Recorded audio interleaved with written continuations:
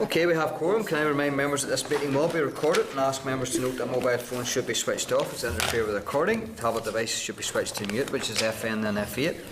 Can I remind members to declare their interest as appropriate throughout the meeting? Can I also remind members to keep their questions short and concise, with one question and appropriate supplementaries per member? We will go round again for further questions as time allows. Declare the meeting open to the public. Agenda item number 1 is apologies. Do we have any apologies? Okay. Agenda item number 2.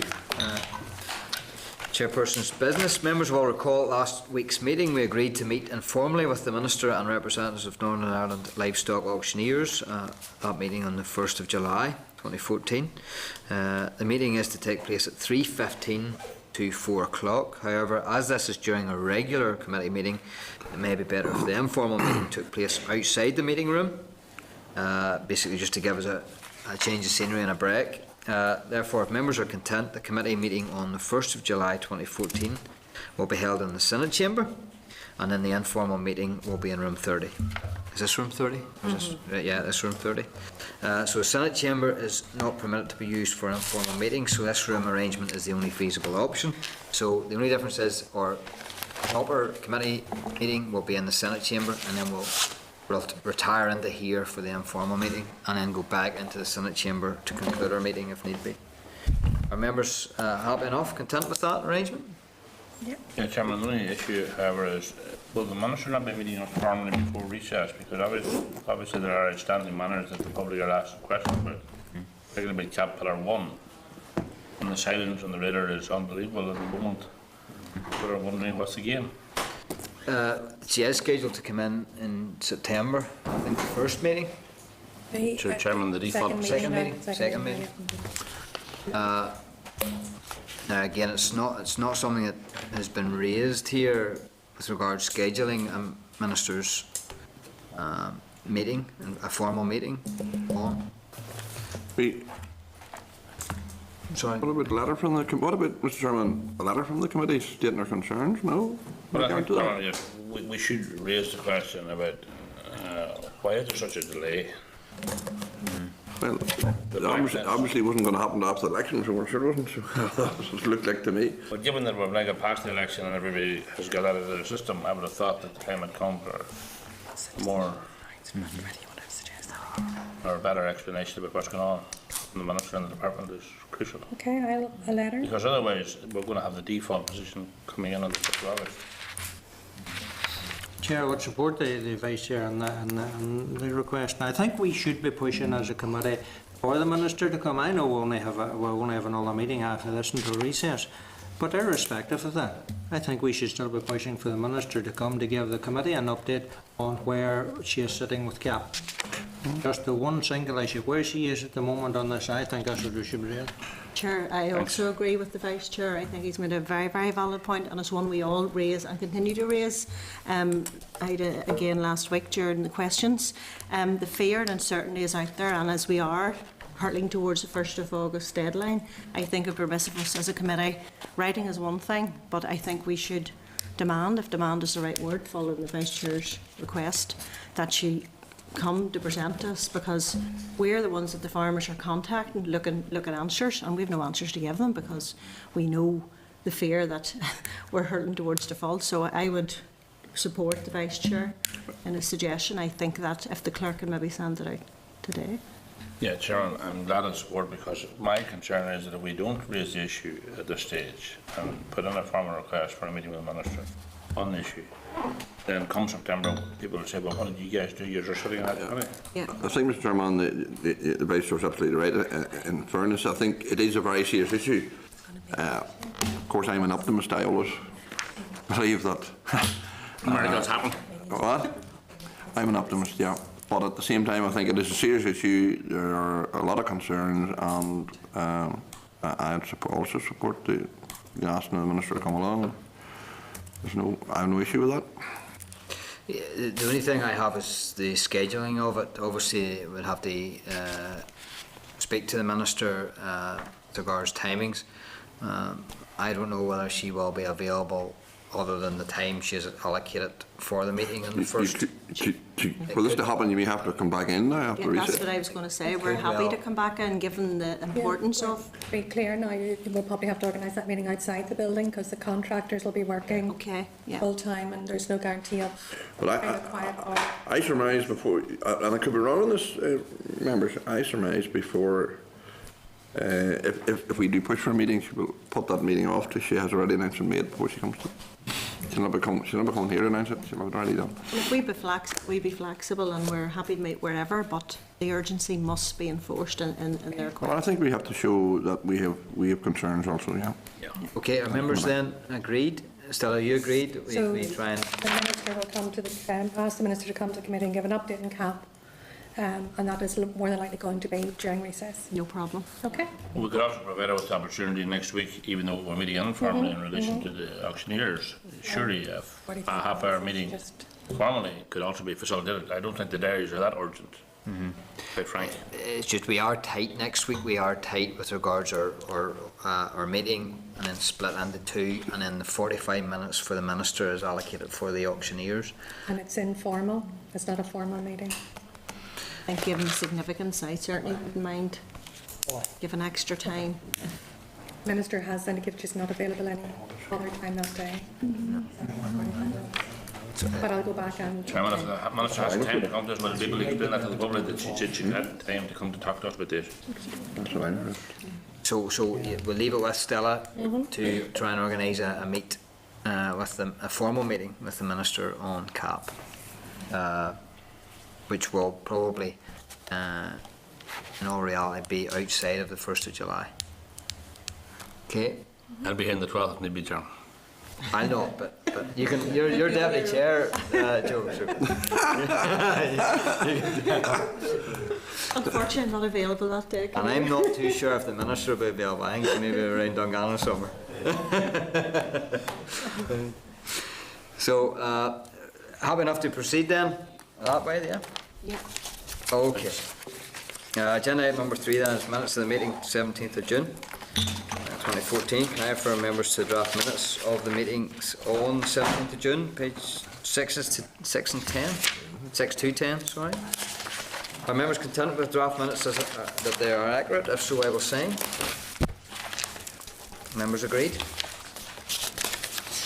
Agreed, yeah.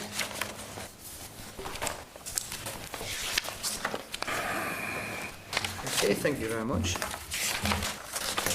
Okay, agenda item number 4, matters arising. Can I refer members to matters arising at pages 13 to 15 and the suggested actions in the index sheet at page 12. Are members content?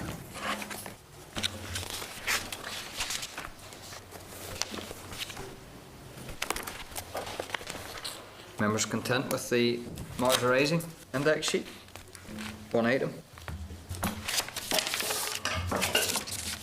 Take it that's a yes? Yeah. Okay. Agenda item number 5 then is committee consideration of final draft report, reservoirs bill.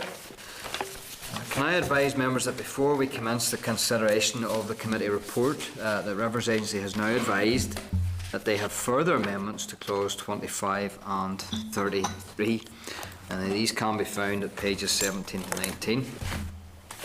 At this point, I am not going to ask the officials to come to the table. I think we've had time enough, clarification over clarification and so on. Members will be aware that we have already voted on these clauses. However, if there is agreement to accept the amendments, this will be reflected in the report, which we will be finalising today.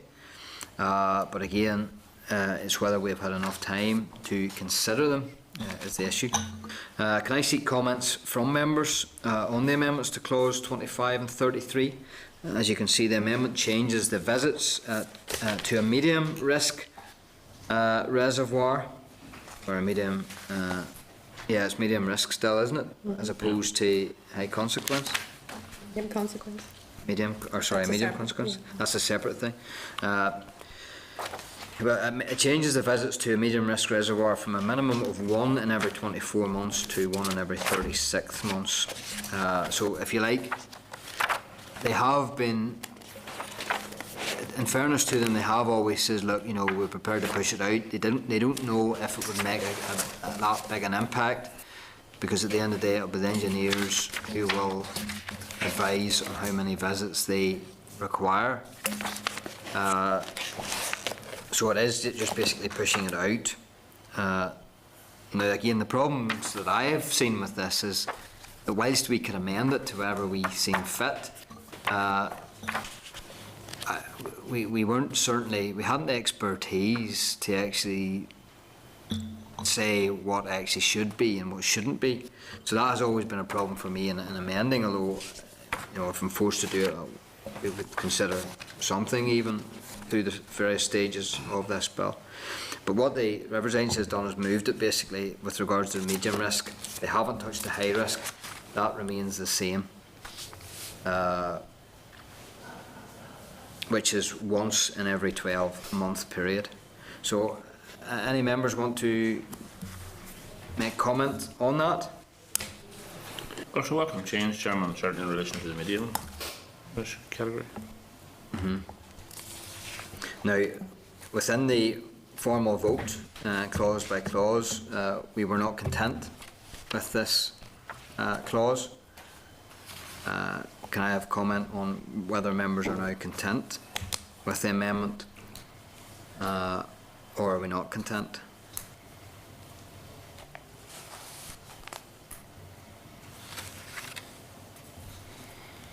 If I could say, the issue I have is the time scale. You know, this amendment could have been brought sooner. It could even have been brought last week when we were seeking clarification. It wasn't. It was after the meeting that staff were approached to say that the Rivers Agency were prepared to amend. So again, to me, a bit of bad form shown there with regards to the process and the many weeks and months that we have already been scrutinising this. So that's one issue that I think needs to be relayed in the report.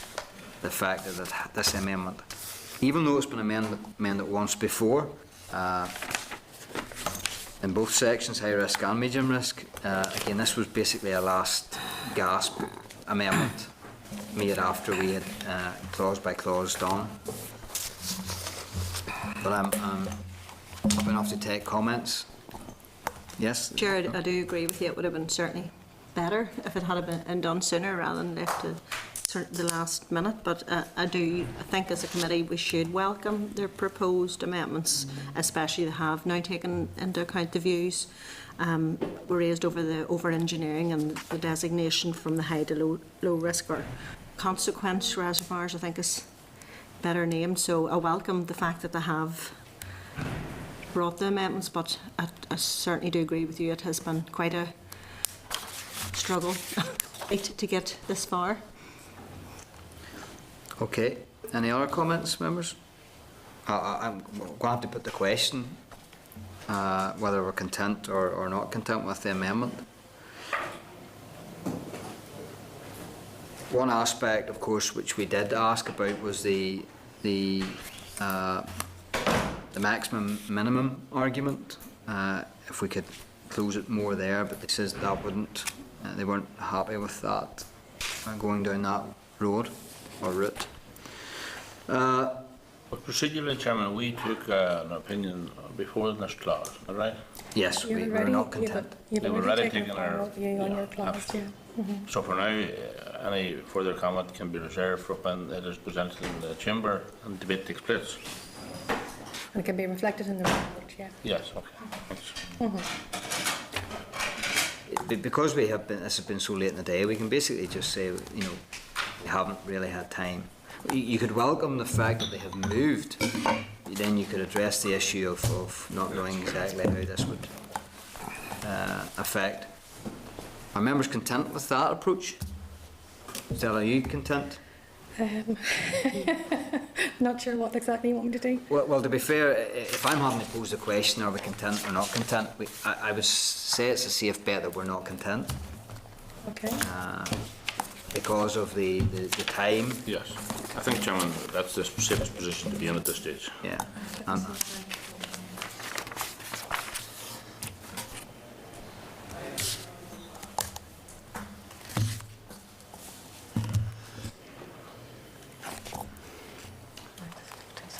Okay, when we get to that, I'll have to have a look and just make sure that the paragraph, I'll What have a look paragraph at. is it? Yeah, I wouldn't, but it's fine. Paragraph 73, 74, whenever we get to 74 and 75, 73, Okay, yeah. 74, 75, but just make sure that they're right there, okay? Okay. Okay, we will now go on to finalise the report. Members will recall that there were a few amendments suggested at last week's meeting to the paragraphs in the main body of the report. We will now go through these amendments and seek agreement or otherwise. Can I refer members to page 27? That's 27 in your packs. Paragraph 17. This is an additional paragraph to take account of committee comments on the lack of information on the condition of reservoirs and the likely costs of repair. And it reads, paragraph 7, the committee note that the lack of information concerning condition of reservoirs and likely cost to repair has made decision making in other areas of the bill difficult for it.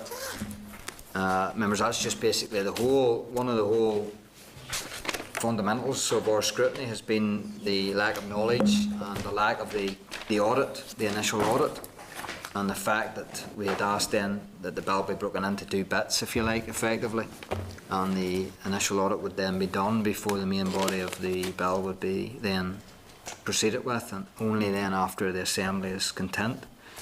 But it has still impacted, the fact that we have also already got that amendment secured, if you like, it has still impacted on our work, because we have had to take everything basically on the word of Rivers Agency with regards to the actual context of the problem, and it's been very, very hard for us then to contextualise every clause because we don't know the extent of the problem. So I needed something in the report to basically just clarify that and illustrate that. Are members content with paragraph 17? Stella, are you happy enough the way I've summarised it there? Are members content with paragraph 17? I'm sure. Okay, can I refer members then to the section of the report on risk designation process, which is at pages 40 to 45 of your packs. Risk designation, starting at paragraph 47. It's from pages 40 of your packs, but 17, or page 17 of the actual report. And it starts at paragraph 47.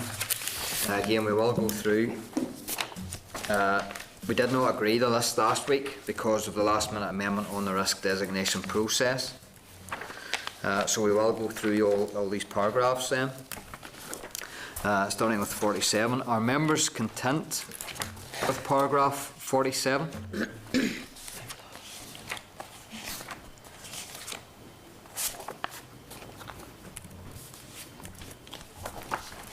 Content? Yeah. Okay, are members content with paragraph 48?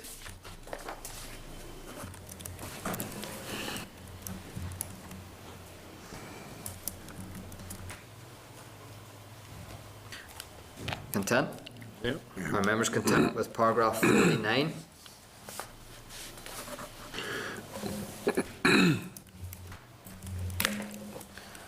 Content?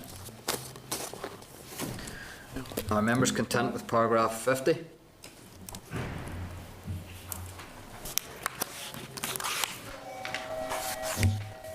Content?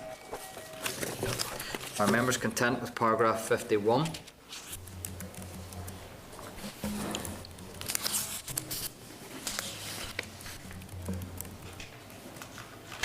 Again, 51 is basically us expressing our concern. Yep. Members content? Are members content with paragraph 52?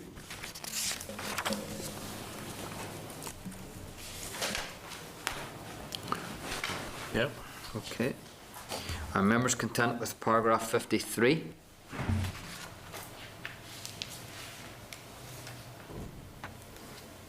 Okay.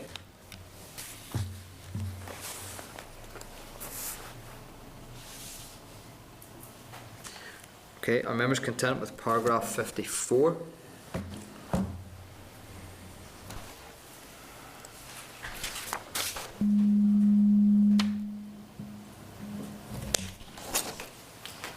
Is that a spelling mistake in the last sentence? Is that in the past or in the part? In respect of concert enforcement and the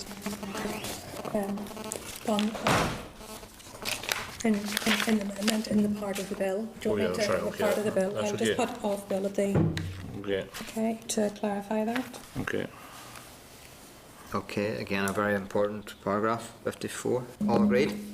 Content? Good. Okay, are members content with paragraph 55?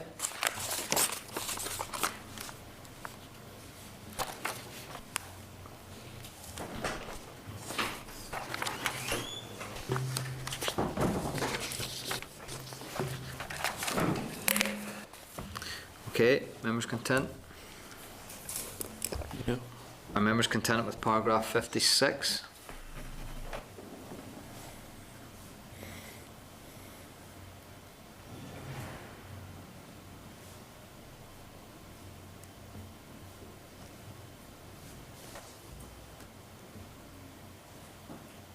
I think so, yeah. Okay. Are members content with paragraph 57?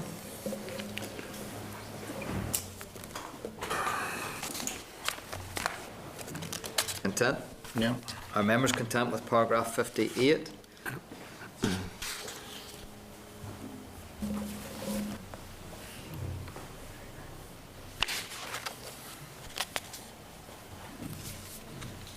Content? Okay. Yeah. Are members content with paragraph 59?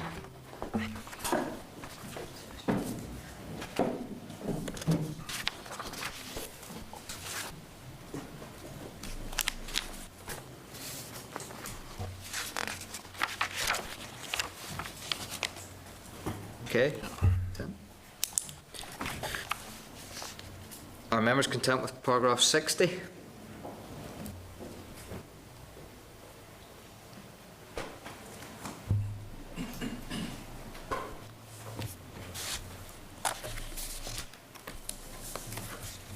Content? Yeah. And are members content with paragraph 61?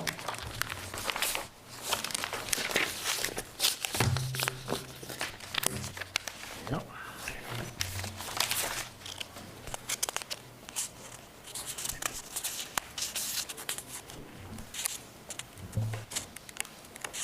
Okay, 61 members, just to, some members were not present, but for regard 61, that's factual there with regards to the committee last week. However, some members voted against the amendment, stating that they considered that they had not had the time to fully scrutinise them, me being one of them. So again, it's down there as fact. Members content with 61? Okay. Members content with 61? Can I refer members then to page 50? Where an additional paragraph has been inserted at 74 and 75. Reflects the Yes. decision taken. Now this is based on the late amendments forwarded by Rivers Agency. Please note that the last line of paragraph 75 will be amended to reflect the views the committee taken today. So I will give you time, members, 74, 75.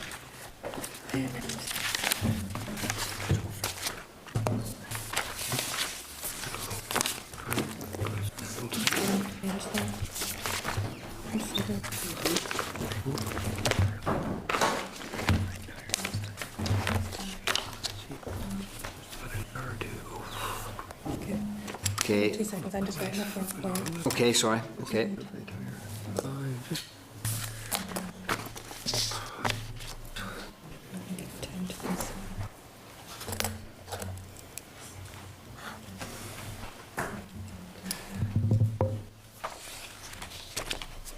And again, members, these, while still is working that up, these are the actual amendment that came after the meeting last week, which then we just discussed just before we went into the paragraphs.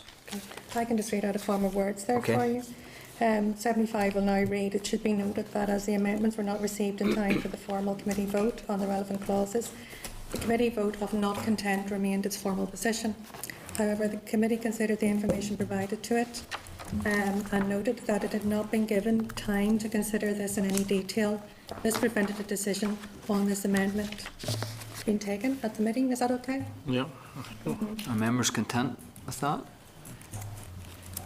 Yep. Okay. Okay. So are members then content with paragraph 74 and 75? Take both of them. Are members content? 74 and 75? Okay, Okay. agreed. Can I refer members then to page 53 of our packs? Which has been amended to reflect the committee concerns around the decommissioning and the planning permissions. That's, paragraph 79, which is on page 53 of your packs, page 30 of the report itself, 79. And again, this was one that Oliver had raised. It reads, "The committee noted that greater clarity was required around the issue of decommissioning and planning permissions, particularly regarding the use of site and or land of any decommissioned reservoir. For example, could it be used for building or as agricultural land?" Basically just to add that in. Okay. Are members content with paragraph 79? Okay. Okay. Can I refer members then to the executive summary? Pages, is that 20? Yep, that's at the very beginning. Oh, sorry. We always do it last, it's the very beginning. We Okay. do. So ask members to go to page 20 of your packs. Page 20 to 23, it's the executive summary of the report. And again, we'll take this paragraph by paragraph. Are members content with paragraph 1?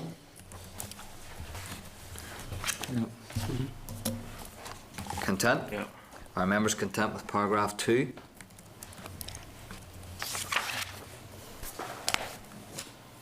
Yeah. Yeah, okay. Are members content with paragraph 3?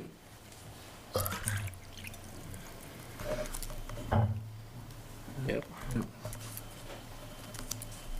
Okay, very important. Are members content with paragraph 4?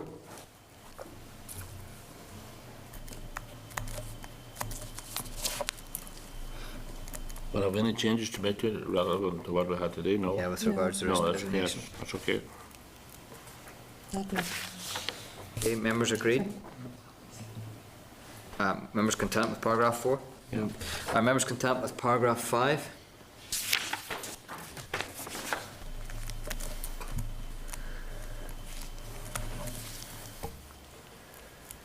Seems okay, yeah. Okay. Members content with paragraph 6? Just that's the last line of that paragraph will change to reflect the decision, and I'll use the exact same wording we used earlier, okay? Okay, paragraph 6. Yeah. That's on page 7, the paragraph. Are members content then? Wording. Yeah. Are members content with paragraph 7?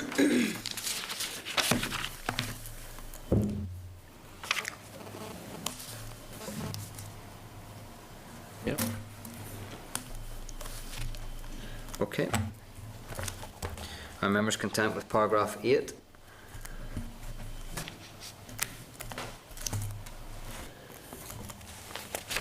Content. Are members content with paragraph 9?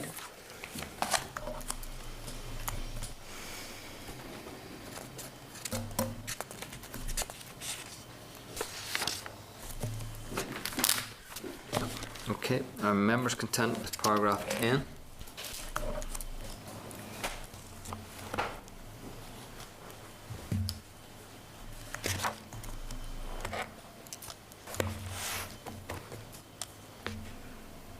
Yeah. Okay. Are members content with paragraph 11?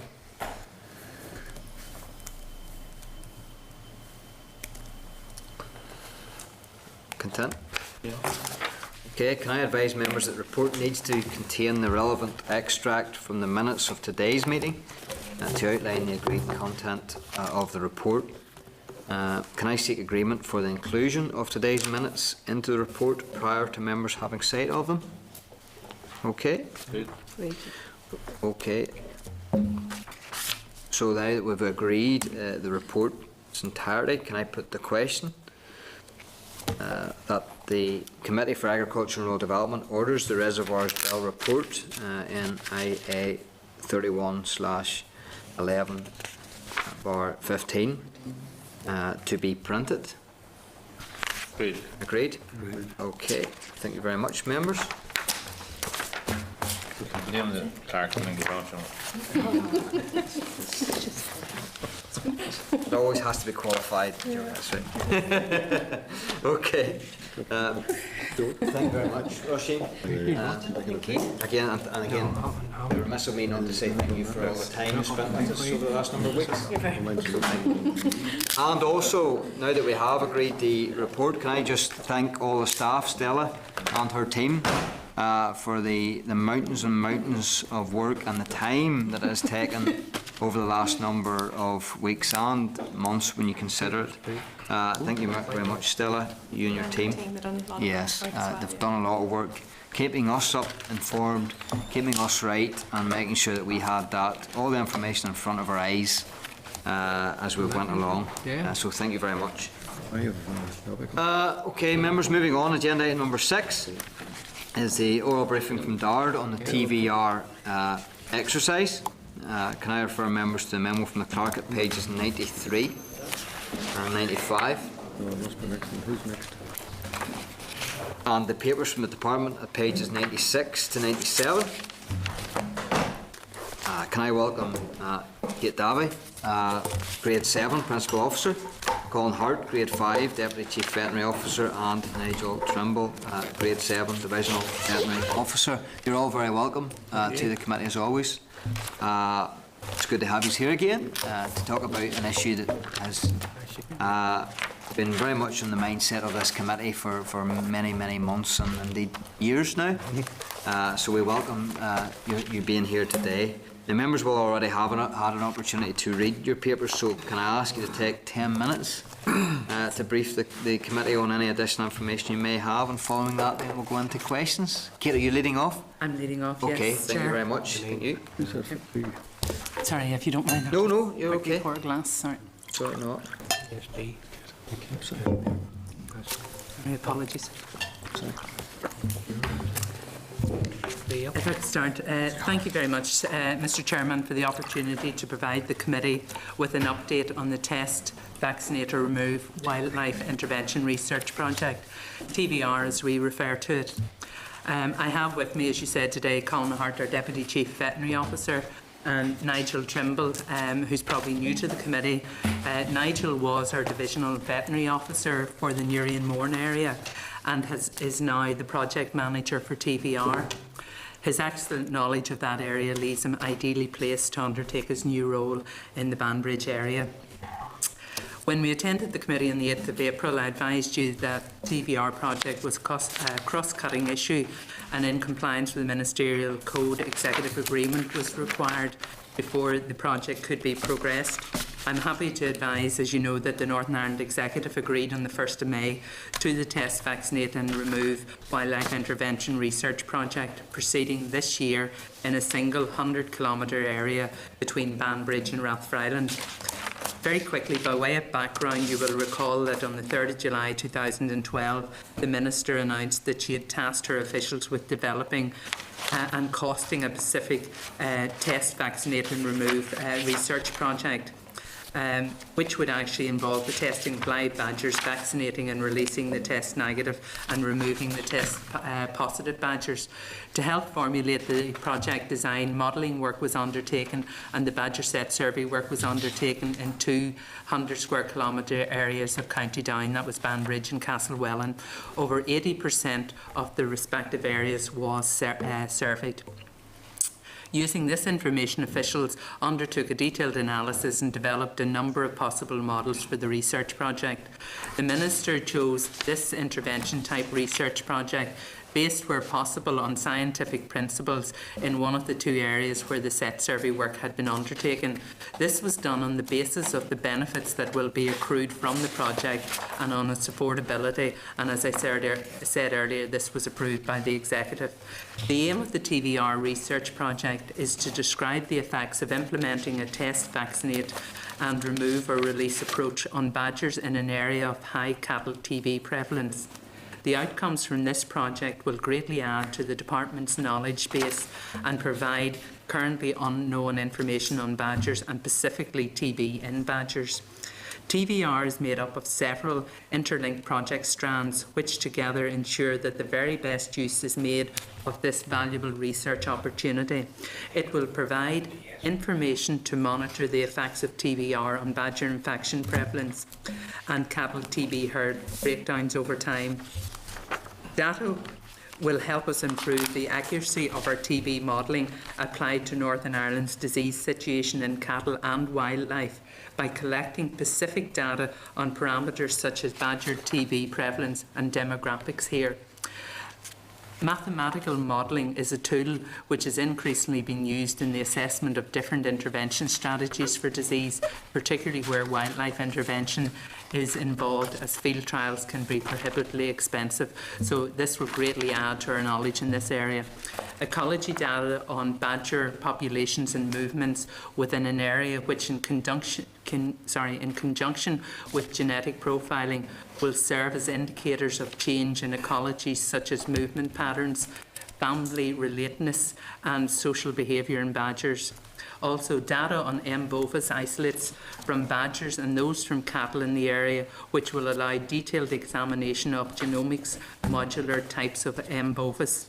Importantly, this will assist our understanding of how TB spreads over time within a geographic cluster of breakdown herds and in the badger population in that locality. And last but not least, it will provide information on the logistical issues and costs relating to large-scale implementation of any wildlife intervention strategy here, and should assist in indicating how such intervention could be implemented in the most economical and competent way. The Banbridge area was selected for TVR intervention as it had a higher TB herd incidence over the last 5 years compared to the Castlewellan area. Castlewellan and a number of other areas will be included in the project as non-intervention control areas. These areas will be closely monitored for any change in incidence of TB in cattle herds for comparison with the Banbridge area. Since the 1st of May and the executive approval, substantial work has been completed to obtain the necessary licences from DOE and DHSSPS and to procure all the vehicles and equipment to implement this project on the ground. Implementation of the TVR project has been undertaken by the Department and by AFBI. The Department staff will manage the project and undertake all field work, while AFBI will provide the expertise in laboratory testing. TVR work started on the ground on the 27th of May and will run for 5 years and will require the capture and testing of badgers between May and June each year through to November. It is estimated the project will cost $7.5 million over 5 years. TVR will involve the testing of live badgers for bovine TB, vaccinating and releasing the test negative and removing the test positive. In addition, all badgers will be microchipped and GPS collars will be attached to 40 badgers. For this first year only, badgers will be blood sampled, vaccinated and released. No badgers will be removed. Each year thereafter, all badgers which test positive will be removed. As I said, no badgers will be removed this year. This is to allow essential monitoring work to be completed and to establish baseline data on how far badgers normally roam. This will help us identify if removing test-positive badgers from next year onwards changes those movement patterns. A leading British expert has advised that as we are not removing badgers in year one, the prospect of getting before and after data on the remaining individual badgers is very exciting and could potentially make a strong and unique contribution to worldwide knowledge in this area. In addition, during year 1, we will evaluate the badger TB test in both field and laboratory conditions to provide sufficient assurance that the test is effective and that healthy badgers will not be removed. This means that until all laboratory tests are completed, the disease status of individual badgers will not be known, so hence when they're released we will not know if they are actually positive or negative. The fact that all captured badgers this year will be vaccinated will build up some immunity to bovine TB in the badger population in advance of removal next year, thus helping to mitigate against any effect of any change in movement patterns following removal of diseased badgers in year 2 onwards. Test results from this year's work will also establish a baseline of disease in the badger population in that area. TBR presents an exciting opportunity for landowners in Banbridge area to take part in what is a unique research project which has generated considerable interest worldwide. I would therefore ask the committee members to encourage all landowners in the TBR area to give permission for DARD staff to implement this project on their land for the next 5 years. Mr. Chairman, I trust this provides the committee with a good overview of where the department is with this exciting and unique project. And before I finish, I would like to extend an invitation to the committee to visit the project on the ground and to observe firsthand the logistics involved in implementing this major project. Very happy to take questions. Okay, thank you very much, Kate, for your presentation and your information.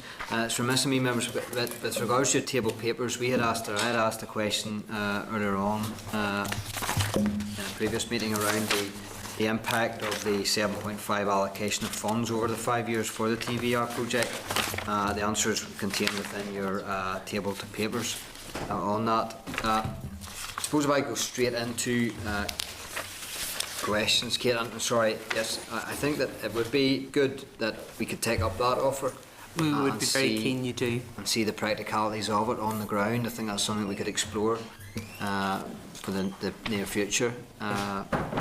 Not wanting to get in the way of anybody, but certainly it would be very good, I think, for the committee to see and to have eyes on.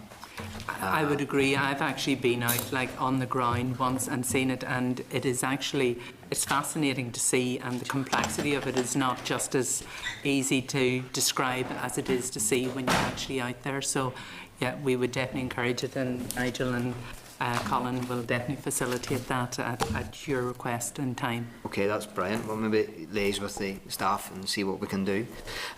I suppose the most obvious question for me, and this is something we have been pushing to get on the ground in operation very, very quickly, and we have been frustrated at times with the speed of it and the research element of it all. But again, we find out then that no badgers will be removed, if you like, until the 2nd year. Now, whilst there's maybe good rationale and you've tried to explain it to us why that is the case, are we not missing a trick by the fact you're going to all that trouble to actually capture the animal, and then when you do find out that it's diseased, you're actually letting it go, which could then lead to a potential outbreak in the future? Yeah, no, I take the point you're making, but it's not actually a case of, one, we will not actually initially know whether that badger is positive or not, but the crucial thing for this research project is actually to establish a baseline data, and one of the key factors in terms of actually our baseline information is what is normal badger movement.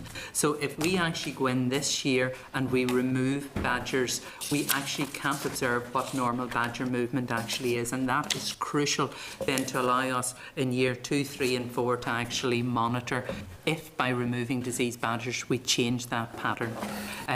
We understand that actually catching badgers and testing badgers does not actually cause any sort of adverse badger movement. So in the first year, even though we are doing all this hands-on work, we won't actually disturb their normal movement pattern. But We'll have 40 GPS collars on these badgers, and we will be actually tracking those. We will be doing other monitoring of them in terms of droppings, in terms of actually establishing what badgers are related to what badgers within the sets that we actually catch. So there's going to be a raft of baseline data collected this year to actually allow us to progress and to maximise the use of this in future years. If we don't do this, and we just actually remove badgers this year, we're missing a major trick. And in fact, we would be missing half of the valuable information that would come out of this project. Like, as I said earlier, you know, there's actually experts saying the very fact that we're going to monitor before and after removal provides a unique contribution, not just to Northern Ireland, but to actually worldwide information. You know, so it's crucial that we actually do it, and we have explained this approach actually to the farming unions, and they do understand it. While initially, you know, there is an element of irritation on it, they can appreciate actually just what it will do in terms of the overall benefits to this project. It's a crucial issue for it. The other question I would have then is the actual practicalities of the areas that you've picked.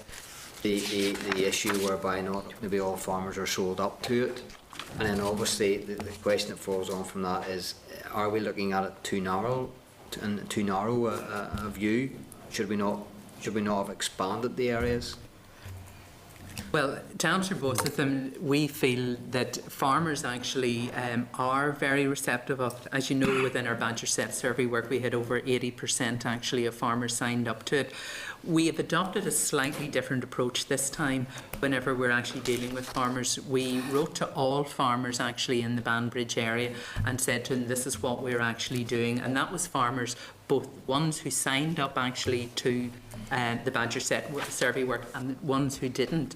And basically we wrote to them all and we said to them, look, we will actually have someone coming out to talk to you rather than you just sending a form back to us. So this time we have Nigel's staff on the ground actually going out and talking to farmers.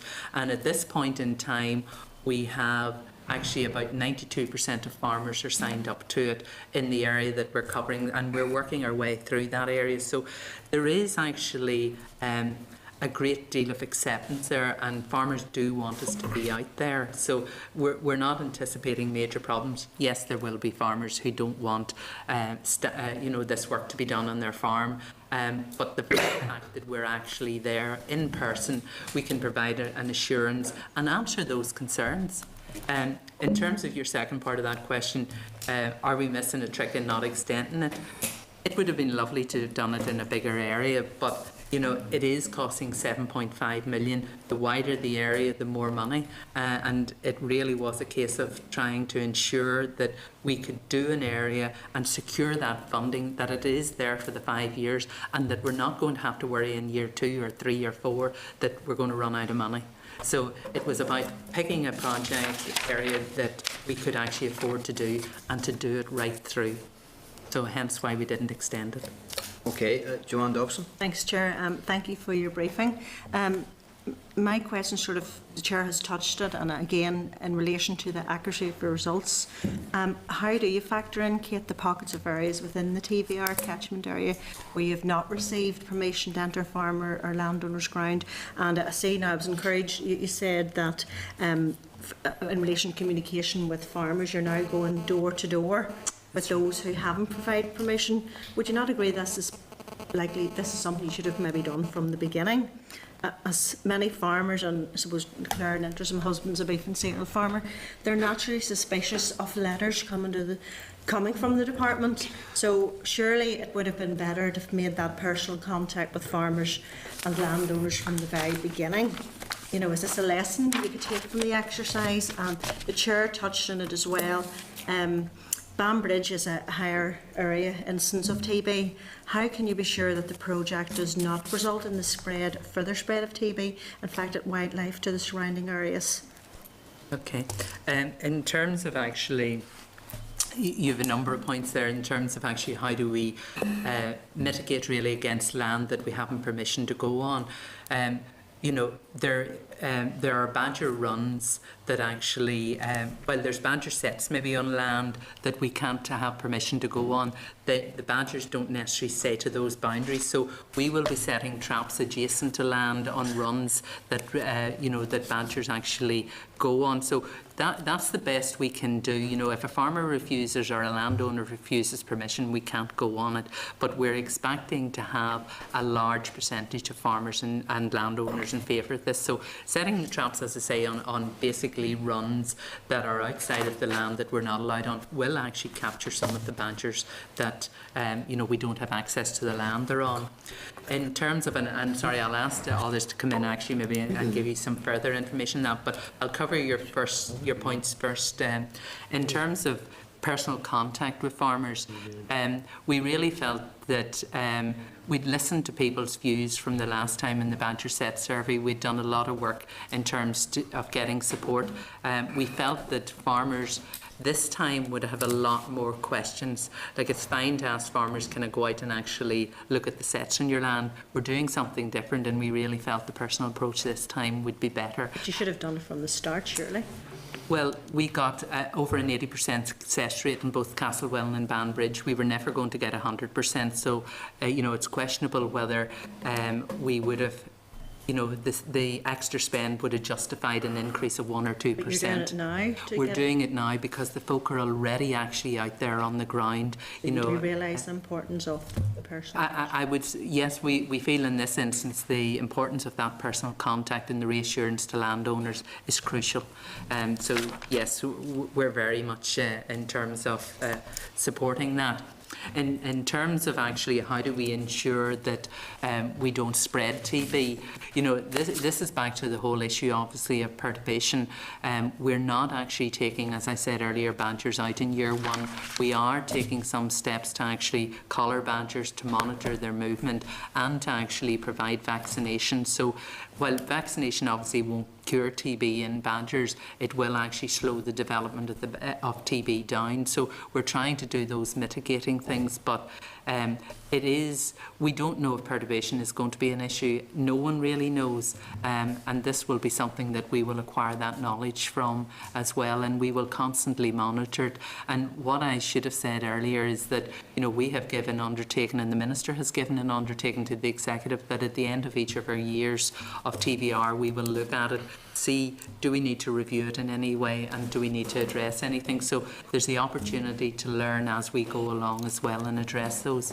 I don't know whether, Colin, you maybe want to add anything particularly around the land coverage. The first question. If I could start perhaps, Kate, with the possible perturbation issue, and I think you've covered most of the points. We are taking steps to try to minimise the risk by improving the resistance against TB in the badger population. That's the year one vaccination before we remove any badgers. And we're also looking at what we call the metrics of perturbation as part of the project design here. Kate's mentioned the collars and the 40 badgers, and those collars will not just be in the first year. Those collars will replace collars and add new collars in the subsequent years, so we'll be able to see whether the movement patterns of the badgers are different in the preliminary year compared to the years subsequent. Given also that we've got microchips in every badger that we've captured, if we capture those same badgers subsequently, we'll be able to see where exactly, in a geographical sense, we've recaptured them. So we'll actually know whether the badgers are being captured, for example, outside their what was their year one territorial area.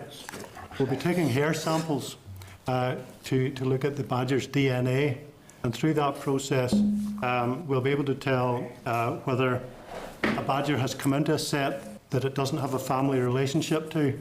So the DNA will be quite a key part of the process as well. So I think what we've tried to do is to design a project which will actually, where we'll use this opportunity, and it's a very unique opportunity, to actually test in field conditions to what extent is perturbation an issue. When we designed this project, FARA helped us with the design, and we presented a paper to you on that.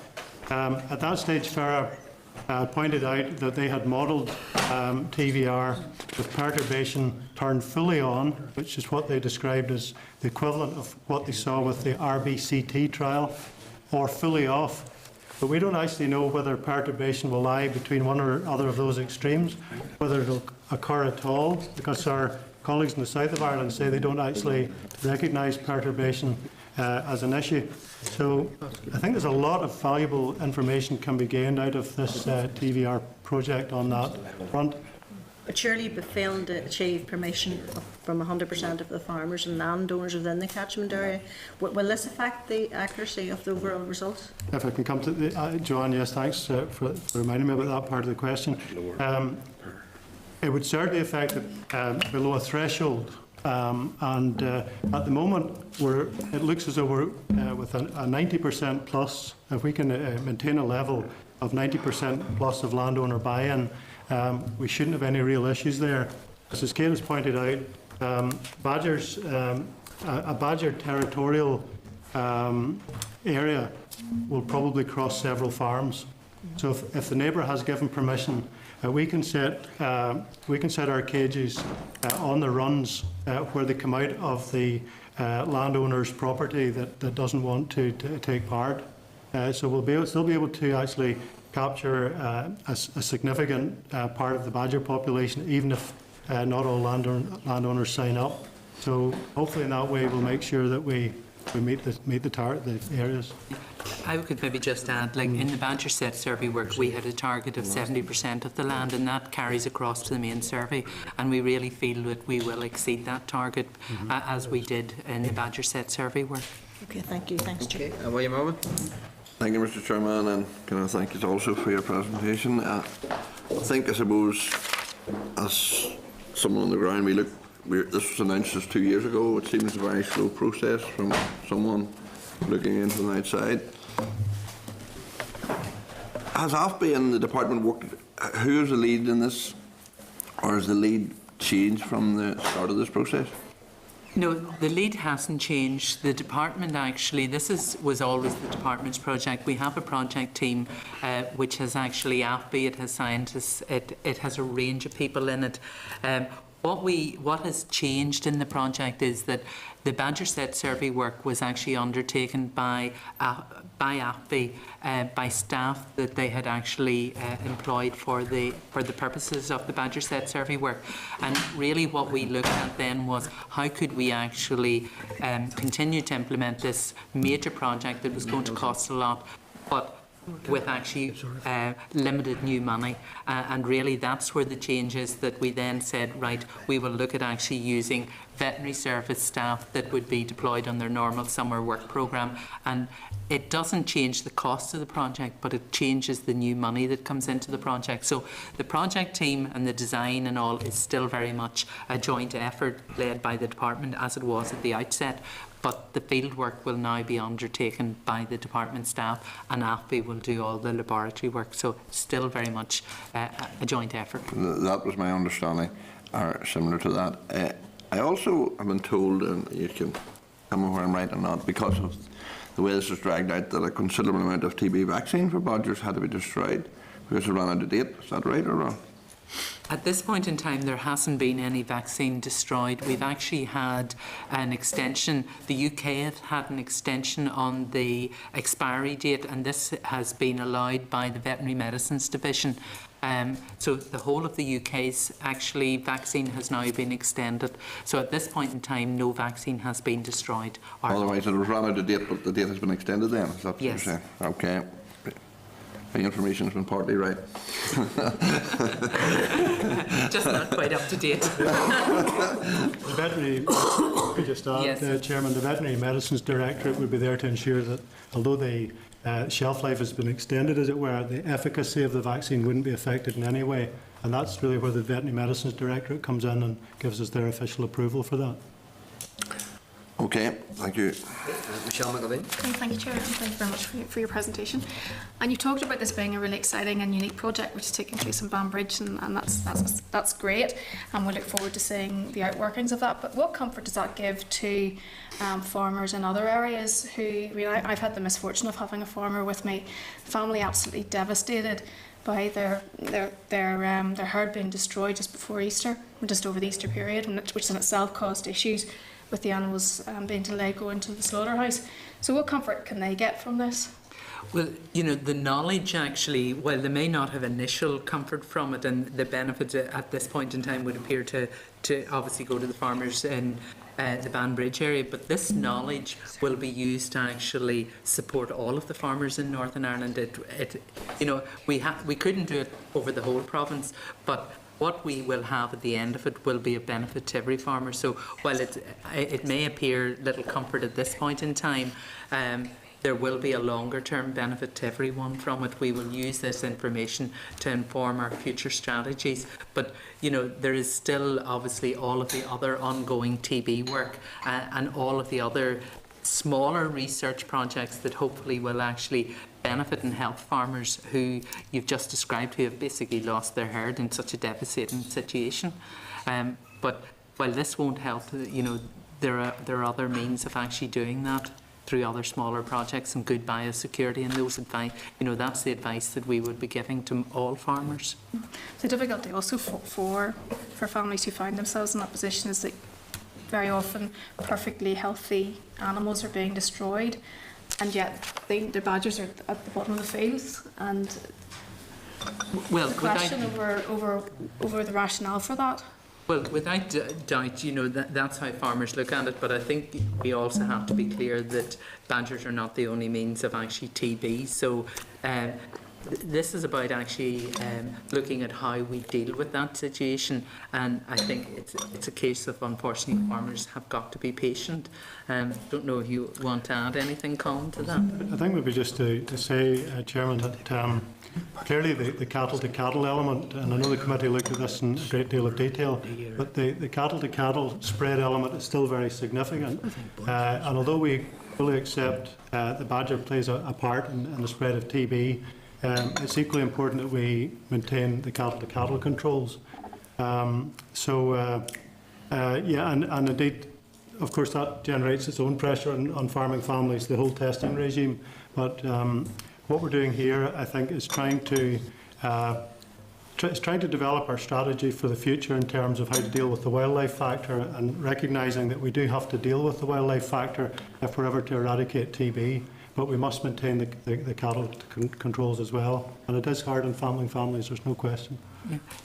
Maybe I could add, like, things that we are looking at obviously is the next rural development programme in terms of what funding could be made available to help farmers improve their biosecurity, you know, better gates, things like that, you know, to badger proof. And those are the things that will be available once we establish the next programme to everyone, not just obviously to Banbridge, but, you know, it's that type of more general controls and help that we're trying to put in to help people as we work our way through this project. Okay, thank you. Okay, Joe Byrne, Deputy Chairperson. Thanks, Chairman. I welcome the presentation. I fear, Chairman, that we're still only tinkering with this issue. Was there any serious consideration given to having a targeted or controlled badger cull? These would have been issues that would have been discussed quite a number of years ago and decisions made on it then. What we have, as a team, have been tasked with doing was developing a specific research project, and that's what we have done. But those were issues that have been debated and basically have not been taken forward some time ago, prior to the Minister's announcement in 2012. I think we also have to be mindful of the difficulties that culls are having in England. So, you know, we will be using the information from this research project, from pilots that are happening in England and Wales, to actually inform what's the best strategy for us in the longer term. But at this point in time, we were not tasked with actually looking at a cull. Can I ask, Chairman, how much official communication has there been with the Republic of Ireland farm agriculture who do have targeted culls? And secondly, what is the reason why Scotland is officially free of bovine TB? In terms of actually our contact with our counterparts, that's actually on a regular basis, but also on a formal basis through one of the North-South working groups on TB. So we would actually be meeting on a formal basis at least 3 to 4 times a year, but we would be in regular, probably at veterinary level, weekly contact with our counterparts in the South. You know, it's about learning from each other. And is this issue on the menu regularly? Yeah. On the agenda? All issues on TB would be discussed. We would be talking about actually, you know, what they're doing, what we're doing, what's the future hold, the difficulties that we might have in securing EU funding. There is nothing on or off the table. Everything that we need to talk about is actually discussed at those meetings. In terms of why is Scotland TB free? I'm not sure I know the answer to that. It's probably been before my time. I don't know, Colin, if there's anything you want to add to it. I think the Scottish situation's maybe quite unique for the distribution of cattle. It's sort of the distribution of cattle in Scotland goes sort of along the south of Scotland and up the east coast, and there are quite mountainous areas in the middle. And in those areas to the west, there's a much lower density of cattle. I think historically as well, they haven't had the same problem with the disease in their wildlife and the badger population. In fact, the badger population could be quite different in some of the areas, because the badger population tends to vary according to the richness of the feeding for the badgers. So I expect the badger population would be quite low in some parts of Scotland as well for that reason. We're feeding the badgers too well here. We may be. There's certainly parts of Expensive luxury. County Down. We know there's a lot of our numbers of badgers are much higher in those parts of the country. In terms of the ROI, if I could just the Irish situation, I was fortunate enough to attend the World TB Conference last week in Cardiff, and our southern colleagues made several very good presentations at that. So again, that was just showing that we do collaborate quite closely with our colleagues in the south. We've had a reactive cull for many years now, and it has some of those reactive cull areas have actually coalesced together, so they've covered quite large parts of their country.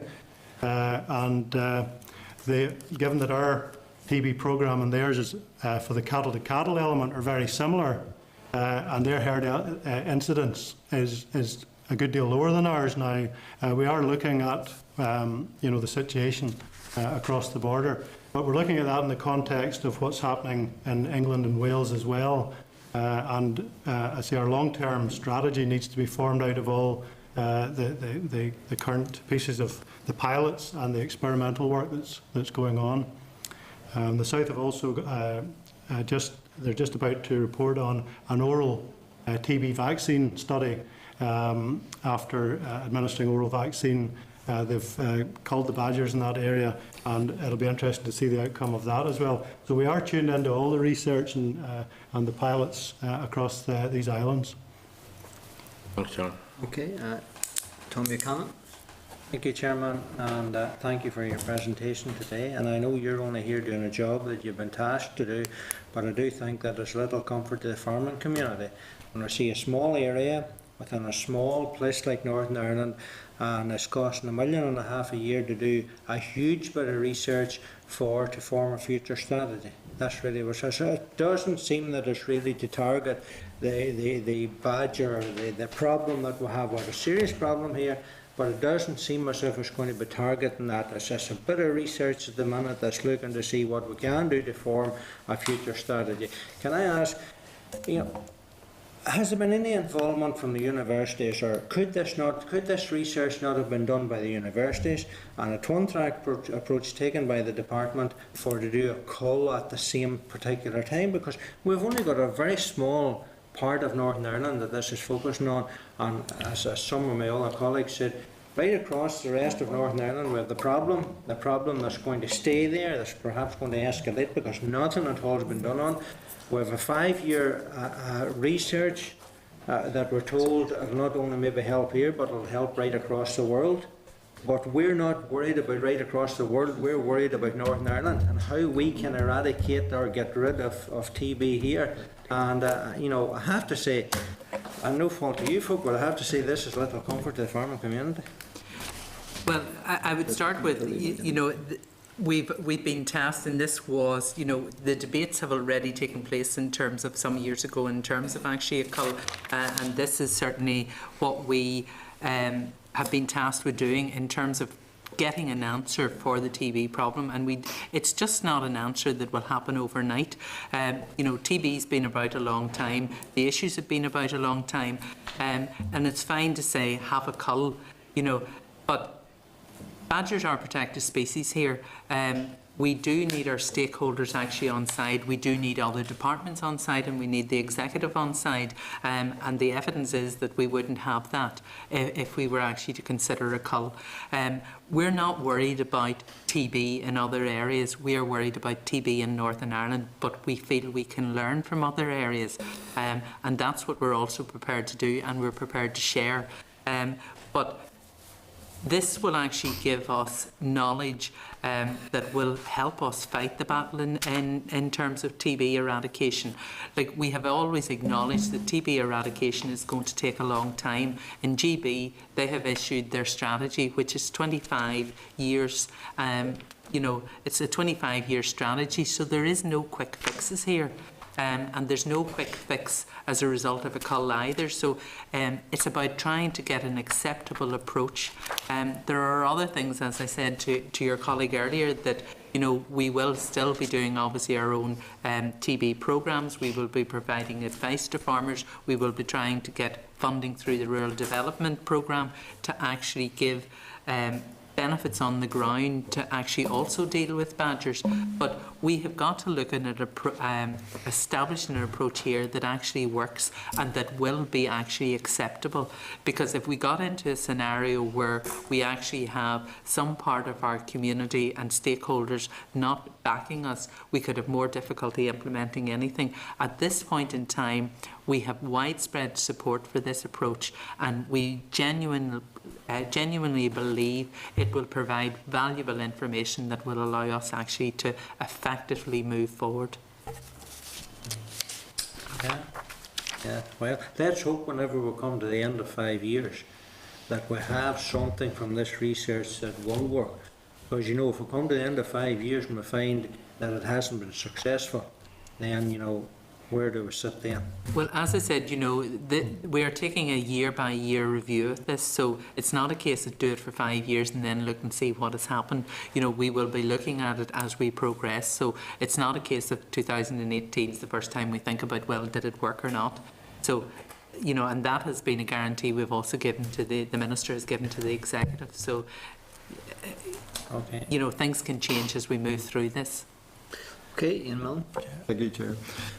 Just a few wee points there I wanted to clarify. You say there, you know, that you captured badgers this year and, you know, you didn't know when you released them if they were carriers or not, if they were positive. So there, you know, if that is the case, then next year you say that you'll test them again, and if they prove positive there, that you'll take them out of it, right? So how do you know then, you know, if you didn't know this year?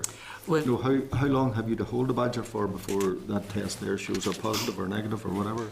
well, this year we're doing something slightly different in terms of, as I said, we're doing an evaluation actually of the test against laboratory tests, and really establishing that the test is effective.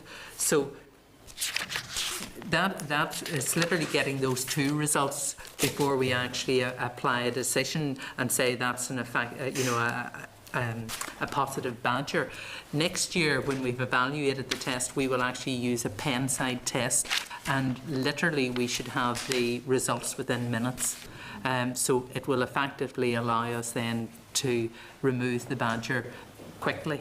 But we're not doing that this year, and as I said, there are other reasons as well for not doing it this year, so it gives us that opportunity to do an evaluation test.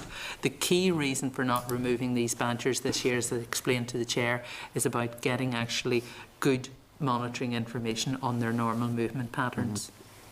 Okay, and I don't know, maybe if you want to add anything, Tom? No, I think you've covered that. Thanks. you say there that there's some farmers don't participate in the the thing here, right? You know, so therefore, why did they ever give reasons why they're not participating?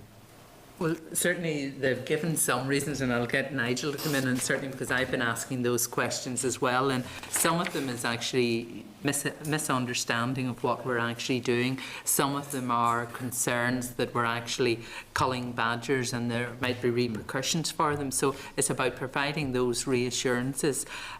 Some farmers are very adamant that we should never cull badgers, believe it or not, and they're worried about the effects of that. But, you know, we have been giving assurances. We all our stakeholders, whether they be wildlife stakeholders or the farming communities, see a benefit in removing disease badgers. So that's the support. I don't know, Nigel, if you want to elaborate on any other reasons farmers have given.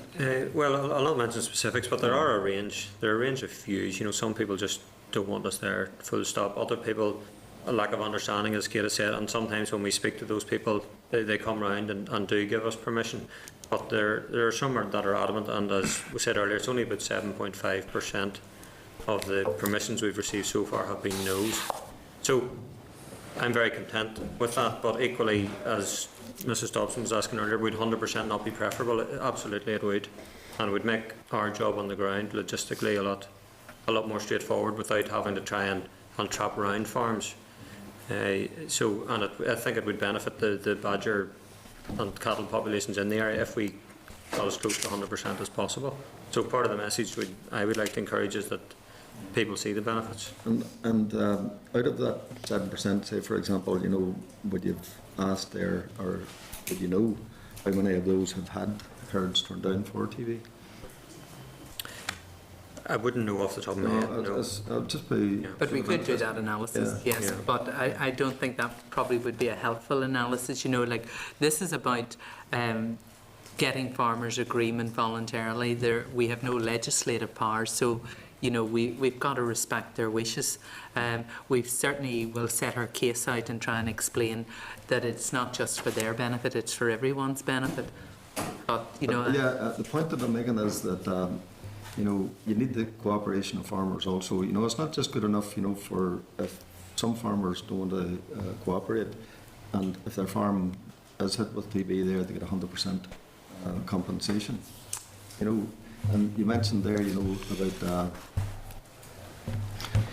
benefits there been given to local community. You know, what do you mean by that? You know, are you saying that you should give farmers more benefits? You know, to encourage them to participate, or to preventative measures, you know, other than what the department is doing? Yeah, no, there's no benefit, you know, there's no financial incentives for farmers to participate in this. What I was actually saying is under the Rural Development Programme, we're looking at other measures that we could put in place to actually provide funding to help farmers improve their biosecurity generally, not you know, specifically within the Banbridge area.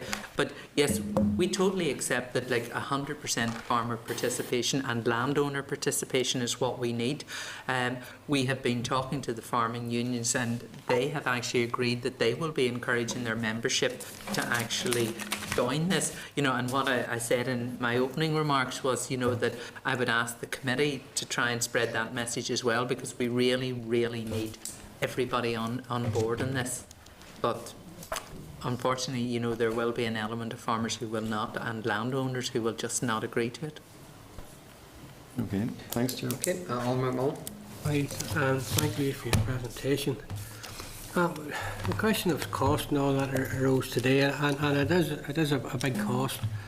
But I think, as we have discussed here before, the option of doing nothing is not an option. When we look at the amount of money that's paid out in compensation each year for this disease, I think it's sitting, nearly 30 million or something, some figure around that there. So, and then the other option of culling, as we have discussed, is not an option either, because we'd spend our time in court, as we did in England. And I believe they could be in trouble again over there through the courts on their decision. So, is this not the only path we can take at the present time to make headway into this disease, to try and get something out of it, even though it's 5 years or whatever? because we have looked at all the options. We have discussed this at length. In reality, this is about the only show in town that we can take at this particular time. Without doubt, as I was explaining to members earlier, that yes, before the Minister announced this, we had been through the whole debate in terms of what was the best course of action. Certainly, the Minister clearly believes that this is the best course of action to take, and she has the support of the Executive on this, that we really need to actually put something in place that has the stakeholders behind us and actually allows us to progress. We certainly don't want to end up where we are spending our time in court. But, at this point in time, we certainly have all our stakeholders behind us, and now what we want is our farmers and landowners behind us as well. Okay. Can I, William? Okay. No, just can I say, while I may have been critical of the time span, I do think that doing something's better than doing nothing, and I hope that in the long term it is of value. I do think it will be a slow process, but many farmers would like to see an action quicker. But certainly, I hope and wish as well in this, and hope that long term it is a success and does help in reducing the TB incidence in cattle. Thank you very much. Could I just maybe add that there will be other research, that will actually help us as we move towards, and Colin has alluded to oral vaccines. Those are things that will actually help us as, we demonstrate if TVR works and we have an oral vaccine, it'll put us in stronger position. You talked about the 1 year monitoring and the research that come out of that, and you did cite one of the reasons being is that basically you're trying to reassure yourself with regards to the pen test that you'll use then the following year. The committee had concerns at the time around the Brock Stat Pack test and the sensitivity and the spec around that. What are we now using if we're not using that? I'll get Colin to cover this in more detail, but just to quickly answer, the company that makes actually the StatPack test actually withdrew it from the market, so it was no longer available. They have replaced it with actually a new test, what's called a DPP test, and that is actually what we're going to use. But Colin, do you maybe want to come in on that one? Yes, the discussion, I think, Chairman, went along the lines of a 50% sensitivity for the Brock Stat Pack test, and some of the members raised that issue with us. 50% sensitivity for the, if we could focus on the Brock Stat Pack test first, the one which is off the market now, applied to all stages of infection in the badger, from the very early stages through to the terminal stages. Our evidence, and I think evidence we gave to the committee at that time, was that it could be as high as nearly 80% sensitive. And when we say sensitivity, we're talking about how many infected badgers is it likely to leave behind. So the higher the sensitivity, the fewer infected badgers are missed by the test. So there is a sensitivity which, at least if we're picking up those those badgers with advanced infection and removing them, will be hopefully removing a lot of infectivity from the environment. The specificity of the Brock Stat Pack test, that's when we talk about the specificity, it's how accurate is it in identifying the infected animals. And it had quite a high specificity, something like I think 98% from memory. So with those terms in our heads, sensitivity and specificity, how does the DPP test perform, the new one? The answer to that is we believe it's better, but we have no actual figures for that yet in the badger. Now, in other species, work has been done in other species, and the indication is that this new generation test might be better and more sensitive, even more specific than the Brock Stat Pack test. The dual path platform test, the DPP test, as Kate has mentioned. It's being used in other parts of the islands on badgers, and so over the course of this year, between the work that we're doing and the work that Animal Health ELA are doing, we hope that we'll have a much better handle on this new test, this DPP test. So we'll also be using other tests, which are not real-time tests. We'll be using the gamma interferon test in the samples, or as many of the samples as we can process. And between those tests and indeed in subsequent years, based on what they call the gold standard test, which is the post-mortem of a badger, we'll gradually build up information.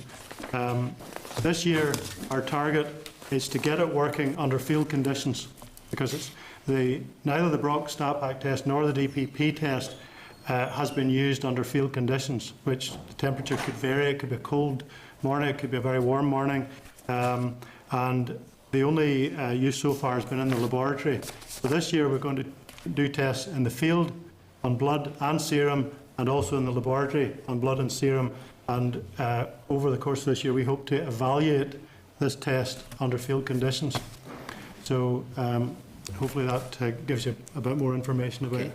And with regards to the farmers, landowners who haven't bought into this process, are you still able to access their land but just not lay traps, or is it a case you're not allowed in their land, or you're not going to enter into their land? We're not allowed on their land, but as I said, we will try where we see badger runs that are heading onto their land, where the sets maybe are. We will actually put traps on those runs on other people's land that we can actually access, so that we maximise the cover that we can actually get. And Nigel's team, and Nigel is doing what we call saturation trapping, in that we're putting down more cages than there are, we suspect, badgers, so that we maximise our opportunities in terms of maximising the trapping levels. Is there any areas within that land that are landlocked that you should or could be getting into, but you're not, because of the landowners not giving you permission? Any badger sets, you mean, that we're not able to get at? Yeah. There are 2 or 3 kind of medium-sized farms that haven't signed up, which would have significant land parcels. So that is a possibility. Yeah, but thankfully a lot of the people who've said no are small, small numbers of fields. So that's quite easy to work around. But certainly some of the bigger the farm, logistically the bigger problem it gives us. Okay.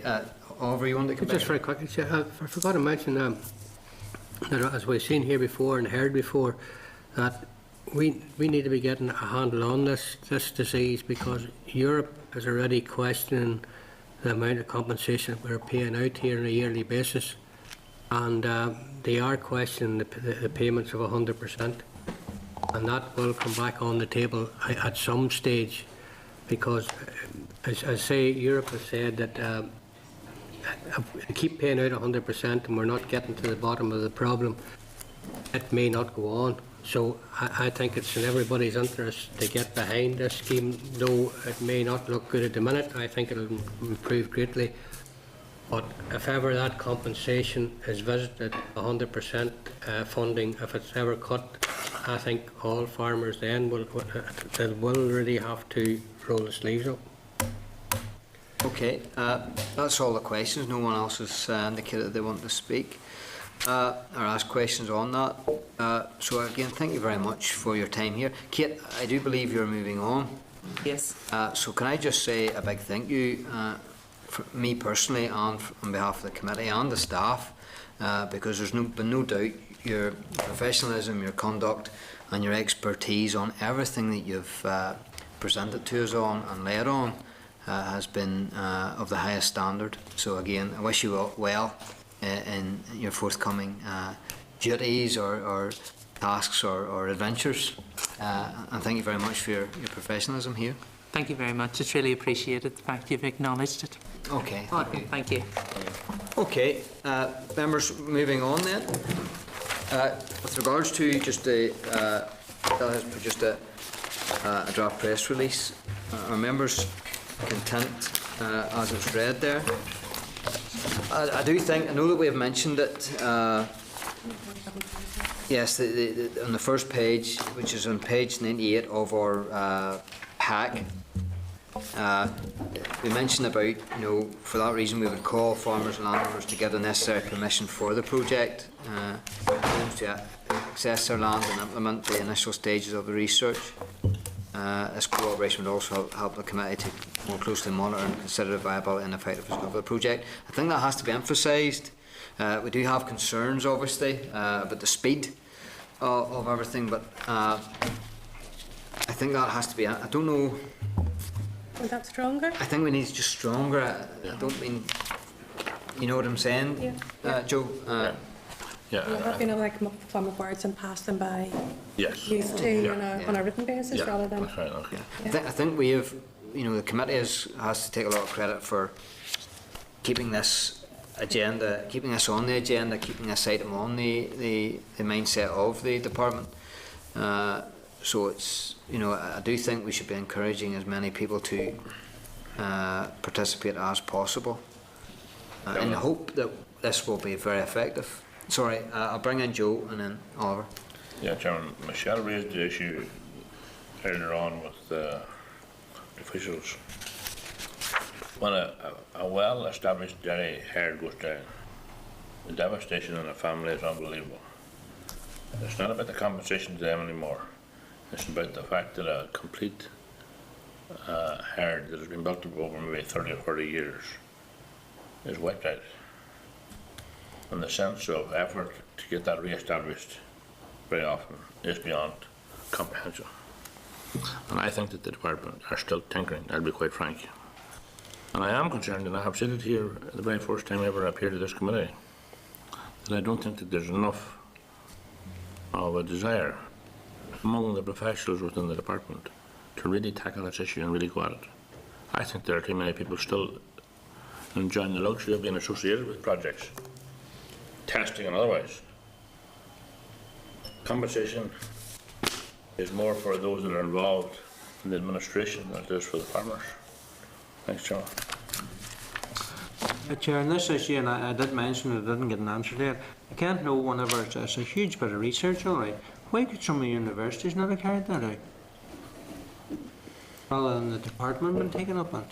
You're right in that. And allow the department then to focus on some real tangible thing to try and to make some effort to tackle TB. All of it's going on for years and years and years, and there's very little, if any, has been done on it. I think the point, and I thank Joe for coming in on that point. I mean, certainly the family which I met before Easter were absolutely devastated. They had to, because of the Easter period, there was an issue and delay of animals going to the slaughterhouse. They had to feed those animals, they had to milk those animals. In the knowledge that they were going to be going away from them, but it was going to take several days longer than it should have done. And there was no sense of urgency around that. But I mean, the feeling of despondency was just incredible, and it was one of the most distressing meetings that I'd ever had. I can remember, I'll never forget it, but I can remember being in a farmer's land and barn, not even in my own constituency, in a neighbouring constituency, Southampton, and the farmer in tears as the Dard valuers were coming out to value his pedigree herd, and him having to barter and argue over every single head of cattle. It was a tremendously difficult situation for me to see, but more so, how difficult was it for that man who had built up that pedigree herd alongside his son for many years, and these beasts were worth thousands and thousands of pounds that were going to the slaughterhouse. But it wasn't even the cost or the value of the head of the livestock there and then. It was the potential for value that was lost, and the lineage of pedigree that was lost. That can't be. There can be no value put on that. So it's a massive issue. Now, I tend to agree with William's line of thinking that at least we're pushing the department, dragging them, kicking, screaming, to a point where they've actually initiated this onto the ground. The question marks are still out there as to how effective it's going to be, but at least they've moved.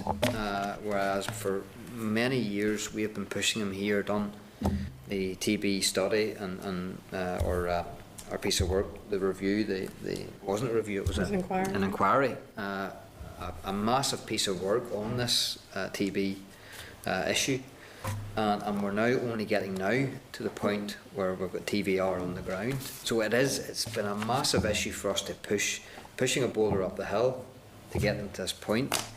I want them to continue with their work and make sure that this is a success, and hopefully, in the best way in the world, and pray, Lord, that it will be a success and we will see movement. But this is the real first time that they've actually looked at and considered the wildlife aspect of TB, and they're doing something more than just paying out compensation and testing and retesting and testing and retesting, which I find is just a complete nonsense. But I think there isn't really any thought given to the impact that it has on families, and we have numerous debates in this assembly about the impact, on mental health and so on as well. But if you have your business wiped out overnight, and the impact that has on many generations within a family, I don't think that we really can understand. I don't think really that's taken into consideration at all. And I don't think that there's very little comfort can be given whenever someone arrives to your office and you say, well, actually, there's a really good project going on in Banbridge. I don't think that really goes down at all. I'm not sure how any of us in any real seriousness can present the options which they're giving us today. And Chairman, just to back up again what both Michelle and Thomas said, Tom knows a farmer that I know, his neighbour of mine, had a big dairy herd, went out of business 5 years ago. They've never gone back into dairy because the task of re-establishing a high quality herd was just too much. I also had a female vet who works for the department who rang me 2 years ago after a public comment I'd made, telling me about the devastation where she had just informed a farmer family in the Dromore area with a dairy herd going down, and she said it was the worst experience she's had in her professional career. I think it's important too also to reflect that I think it was 2011 maybe, 2011, that there was actually, the department was considering cutting the compensation, and we as a committee prevented that from happening. So the committee has done a lot of work on this issue, and we certainly, whilst it's a devastating and terrible condition and disease, and when a farmer finds himself in this position, this committee has done as much as it can. I am reassured that we have done as much as we can to prevent a loss of compensation, albeit whatever it's worth, and also pushing the department on every single aspect of TB. We do get periodic presentations on TB, and we always hold them to account by the work that we've done previously in our inquiry, and it's something there to be measured up against, and to be to use that against them when they do not move quickly and efficiently. I know this has been a very, very good debate. Do we want to write to the Minister in any guise, shape or form? Well, I'm going to write around the 7.5% of farmers who didn't agree their land to be surveyed. Any correlation between those farmers and herd breakdowns. Yes. And we're going to write to find out why they haven't investigated the university doing that work. Yes, okay. I think, Chairman, we can't do much more at the moment. We have expressed our reservations. We wish the project largely goodwill, but we are concerned about the timescales. Yeah, which is... Yeah. Okay. I had my hand up. Sorry, Albert. I'm not happy with the wording of this letter, parts of the letter. The letter? When we talk about the cautious welcome, it's just on the press release. Press release. When we talk about a cautious welcome, I think it's up to this committee here to be more than cautious. We've got to welcome anything that's done to try and tackle this disease, though we listen to reservations and that there, but we must be sending a more positive message out to the public. I think we don't know that. If the committee here is having a cautious welcome, then what message is that sending out to the farming industry? Mm-hmm. That's my point there. We can have our debates in the committee here, and in fact I enjoy listening to them. But when we get out to the public, we have to be positive in getting out there, because there's no other way. We've discussed this high and low. In fact, we talked about the universities there a minute ago. The universities are doing a project on the Badger. They are doing some kind of investigation into the Badger at the present time, because whenever the gentleman was here, he told us that. They are doing their own. I can't remember the name of it now. Yeah. But just put out a press release stating a cautious welcome. That to me, it's negative. Yeah, well, I can see your point. I'm happy enough to drop the word cautious, but then also within the content of the press release say that we're concerned about the timescales. Well, you know, Just basically our main you concern. can use them there within that there, but the heading of that there, you know. Okay, cautious so welcome. if we drop the word cautious and say welcome from committee, committee welcomes probably is the best way to put that. But then also within the context and the content of the press release, we raise our concerns about the length of time on getting it on the ground, and the length of time then with regards to the 5-year period, which of course Tom's raised that. Now we did get clarification that it will be an ongoing year-on-year review, but there is, you know, we shouldn't lift our pedal. Oh, no, we don't. If you know what I mean. No, I totally agree with you on that point there. But we must remind it that when we're told today that England has put out theirs on a 25-year programme. So there is no short term. You know, obviously we don't take a foot of the pedal, because there is issues raised there. No raising issue there that has been discussed here before. And the relevancy of it, I certainly wouldn't say yea or nay to. But all of those things there come into play. But I certainly, ourselves as a committee, we need to be getting out a positive message out there, if nothing else, to encourage all farmers to take part in this programme. I do take your point. If we say cautious and then we're encouraging people to... We could change the heading to the committee welcome to start the TVR project. Yeah. we'll change the I'm happy now. I can understand, because if you say cautious and then you're encouraging people to join, then I can see there's an You anomaly. can put it in your reflection headline, but you can also say a few things within your letter. I think we should put in the context that we've concerns about the length of time expected and also the delay to getting on the ground. Are members happy? Yeah. And then obviously making it stronger with regards to encouraging people to join up. Okay, members content then? Okay, agenda item number 7 then is the oral briefing from Dard and Loughney Cross-Departmental Working Group report. Can I refer members to the memo from the clerk at pages 101 to 103 and papers from the department at pages 104 to 154?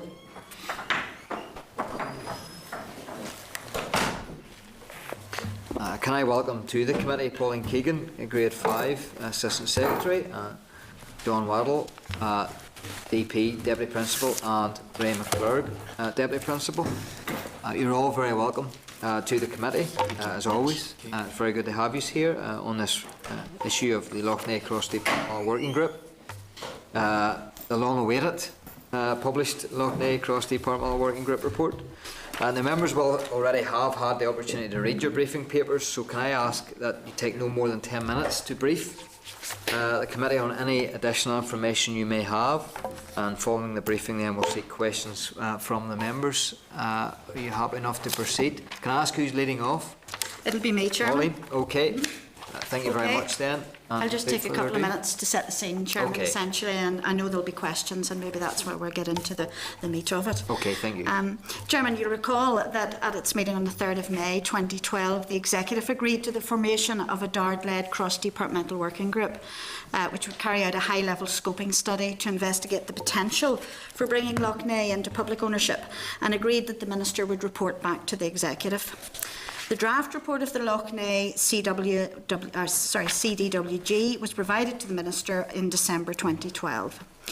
In advance of this, Chairman, I know that members of that working group attended the ARD Committee on the 4th of December 2012, And at this meeting, the members of the Ard Committee were advised that the report had not been finalised and that recommendations had not been decided upon prior to receiving the committee's views. Some aspects of the report findings were discussed, for example, outcome of the informal consultation undertaking and issues around, for example, the security for abstraction of water. You'll also recall, Chairman, that the draft report made reference to funding from DCAL to the Lough Neagh Partnership to examine and make proposals for a revised, more representative management structure for Lough Neagh. The partnership commissioned the Venture Eye network during 2013 to make recommendations on a new overarching management structure for the lough, involving central and local government and the community surrounding the lough.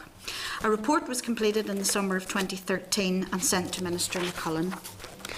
Minister O'Neill met Minister McCullum to discuss the findings of this work towards the end of 2013 and asked DARD officials to clearly reference the recommendations from that work into the CDWG report. In particular, Chairman, you will have noted Annex 7 to the report, which sets out the partnership's vision of a management structure.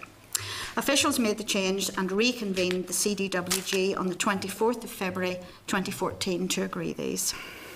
In their discussions, the CDWG have reiterated support, Chairman, for a robust management structure for the lough, which is capable of taking decisions about its own future. While the report acknowledges that government ownership in terms of purchase of Lough Neagh may not be feasible at this time, it acknowledges also that any new structure for the lough should be able to assess how the public sector might effectively manage its potential, taking into account central and local government views, resources available, and any proposed functions for the lough in terms of, for example, tourism, as well as the economic and social revitalisation that might result from an effective management structure which is able to encapsulate both operational and strategic activity.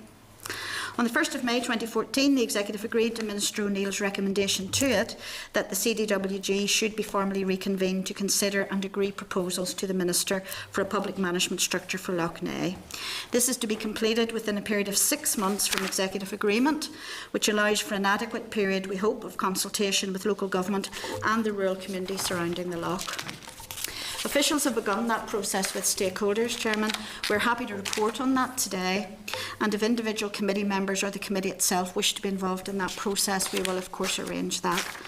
I'm also beginning a round of discussions with Chief Executives Designate of the new councils, and we'll be discussing the lough with those who now have an area bordering Lough Neagh, and there will be several councils who will be in that position. Chairman, that's just a very brief run through setting the context, just almost as an aide-memoir for members, and obviously happy to take questions. Okay, thank you very much, Pauline, and thank you I really appreciate you being concise and to the point, so thank you very much for that. Again, Annex 7, of course, your recommendations, or the recommendations from the DCAL report, and the process recommendations, implementation plan, and again, I suppose I would concur, being someone who was very, very sceptical about government owning Lough Neagh whenever we do so much badly around it. I don't know that we ever needed to own it. We just need to manage it better alongside all the other stakeholders. But option 4 is basically a flow chart or graph with regards to how things would operate. Now again, it's very, very easy to write it out on a piece of paper, but in practice it's always that much harder. There's a couple of the aspects I would have with sort of a management group or a partnership group is that whilst you have all these stakeholders, how can we be assured that it won't become everybody's responsibility, which then means it becomes nobody's responsibility? And it becomes basically just froth and bubbles. And then how do we stop it from the flip side of that, which is basically what we have at the minute, where we have silos operating independently and doing their own thing badly? How do we get that middle ground to become then an effective group that is going to actually deliver for Northern Ireland what could be a jewel in the crown for the country? I mean, those are very good points, Chairman, and you're absolutely right. And I think that's why we do want to take the time over the next couple of months to talk to the various interests around the lough and that will include the councils, as I've said, who I know have an interest in this and have already indicated that. Also, the Loughnane Partnership. The Loughnane Partnership have existed, as you will know, for some time. And in fact, they were funded by DARD, several years ago, and did actually do quite good work. There's no doubt about that. So yes, you're quite right. There is a risk that perhaps nobody takes ownership. I think that this is what we want. This is why we want to talk to the various people who are involved about types of management structures that perhaps have worked to date. And we want to give them some information on that. For example, there's the Strangford Lough and Lacal partnership that is actually in existence at the moment, and it does work very well. It comprises an advisory committee of stakeholders. There are the executive authorities who actually sit on that as well, and they do rely heavily on local input and cooperation. Now, they're there to represent local and specialist interests. They're there to promote the strategic and coordinated interests of the environment, but certainly they're also there to bring together wide-ranging expertise and experience.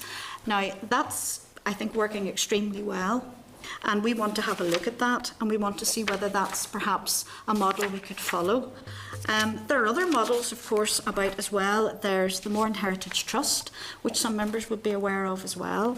And again, it started off as a model that had membership from central and local government and local stakeholders. We think now central government perhaps don't sit on that now, but they're a company limited by guarantee. They're looking at the interests of the Mournes. They're trying to draw in funding and everything else. So there's a few things. There's also a few places in England. There's Norfolk and Suffolk Broads, and there's various places that we could look at. But I think what we want to do is we want to talk to the folk and say, well, look, okay, we can all get together, but as you said, become a talking shop. We have to get together, and then we have to work our way through this and see what the outcome is. How maybe we might access funding? What might that mean? If we get funding, what are we going to do with it?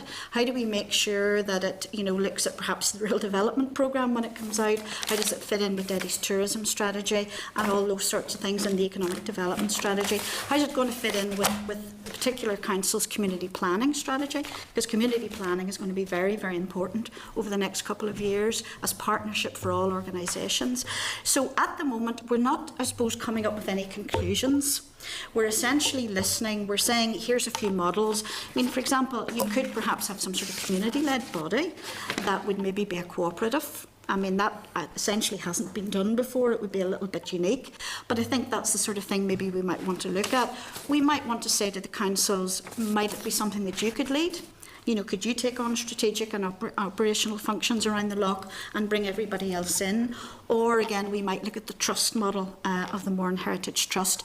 So we're not going out with any conclusions, Chairman, to anybody, but we're basically saying there's a will to try and make this work. But if we are going to make it work, it does have to be a structure that has some terms of reference, that, we look to see how the funding can be drawn in, we look to see how central and local government can work. So, we're not going out with any sort of closed mind in this particular period. Now, having said that, we don't have an awful lot of time. We want to try and do this over the summer. We would like to get the working group up and running perhaps in September again, and come back to them, and yourself, if that's what you would like, with some recommendations. Yes. But you're right, a talking shop we don't want it to be, and we don't want to still be doing the sort of silo approach perhaps that people have criticised. We want to try and get something that actually works. Yes. And I think that's the report. If you read the report, you can see that the members were very committed to try and get that out of it. So, sorry, long-winded answer perhaps. No, you're okay. With regards to the strategic partnership group at the very top, in all these things you need a lead department. Mm-hmm. What accountability will be there so that the lead department can hold the innards of that department to account, but also the other departments that have a say and a factor into Loughnane? How does that lead department actually cut across departments and scrutinise and hold that department to account? Well, I suppose the fact in some ways, Chairman, that the executive have said as a whole and as a body that this is something that they want to see pursued is a good thing.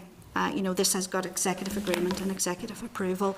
So from that point of view, that's a good starting point, I think, for any of us to have.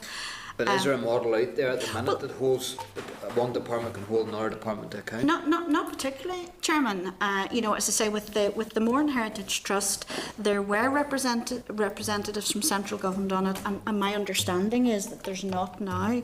But okay, so it's a model maybe in some ways, and not a particularly complete model, perhaps in others, and we would have to look at it.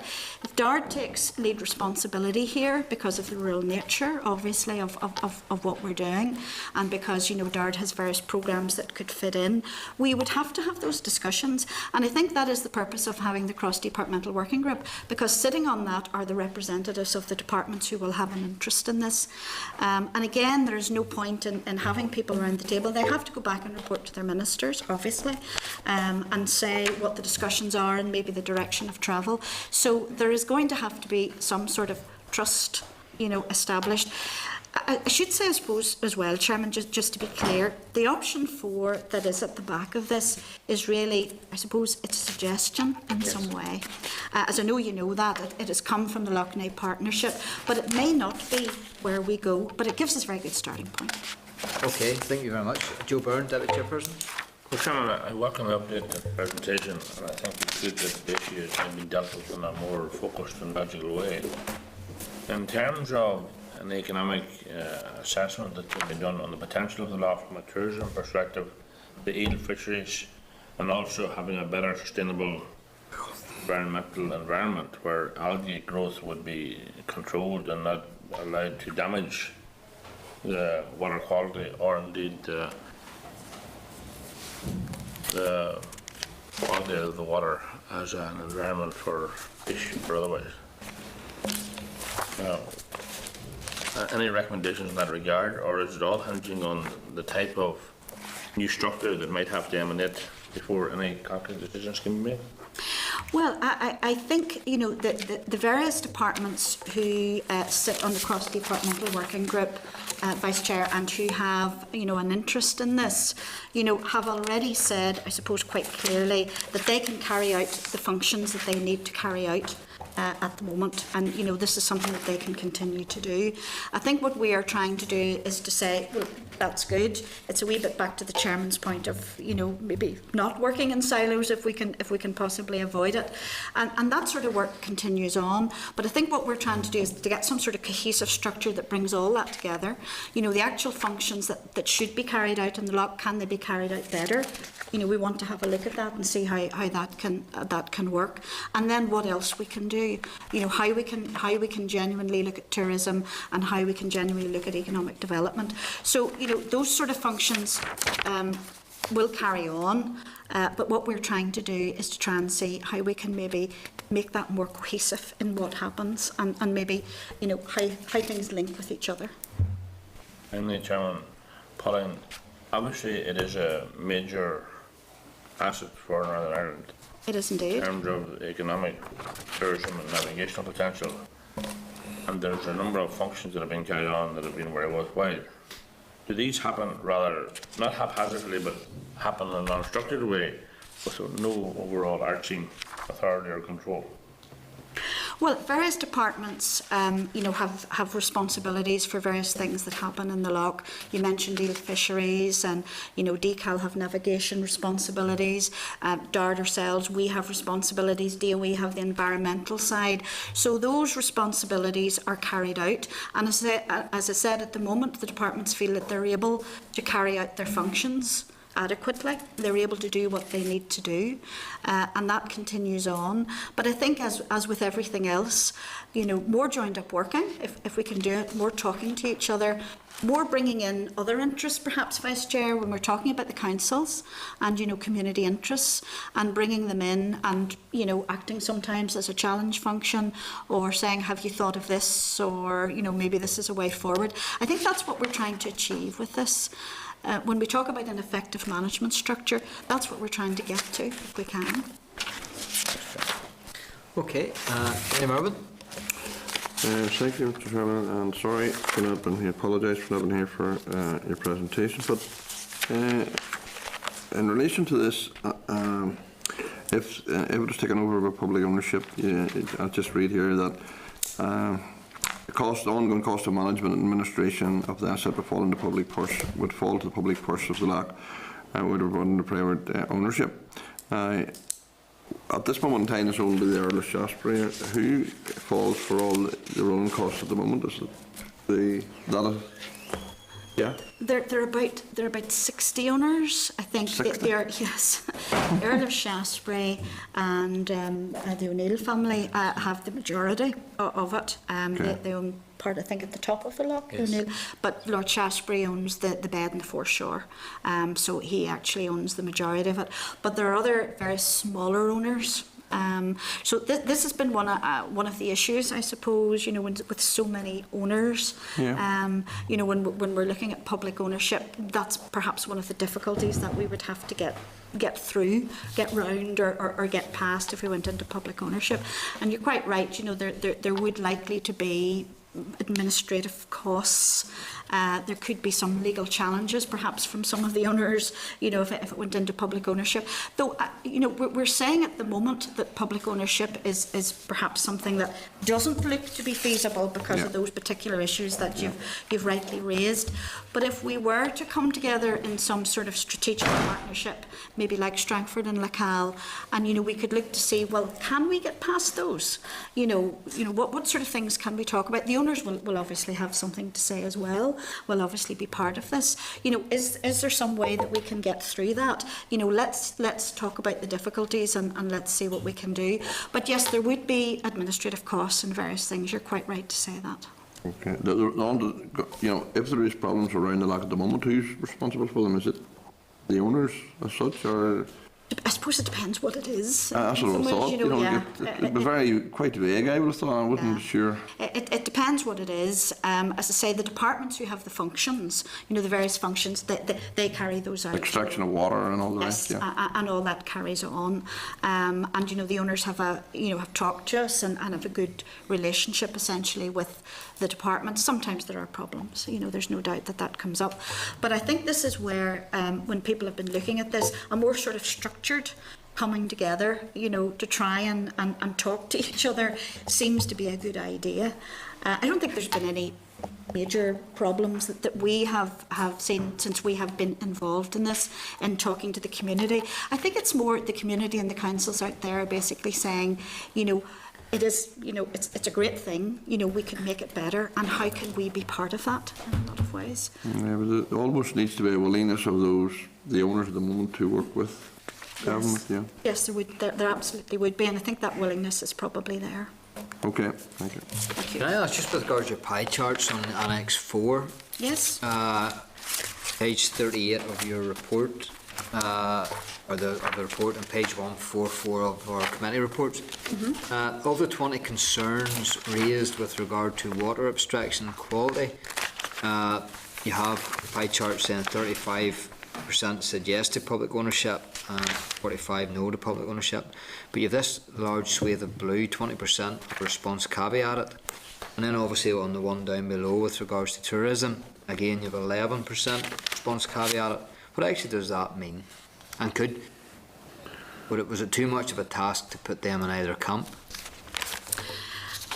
I don't know. Not having been involved in the actual publication of the report, there maybe was too much.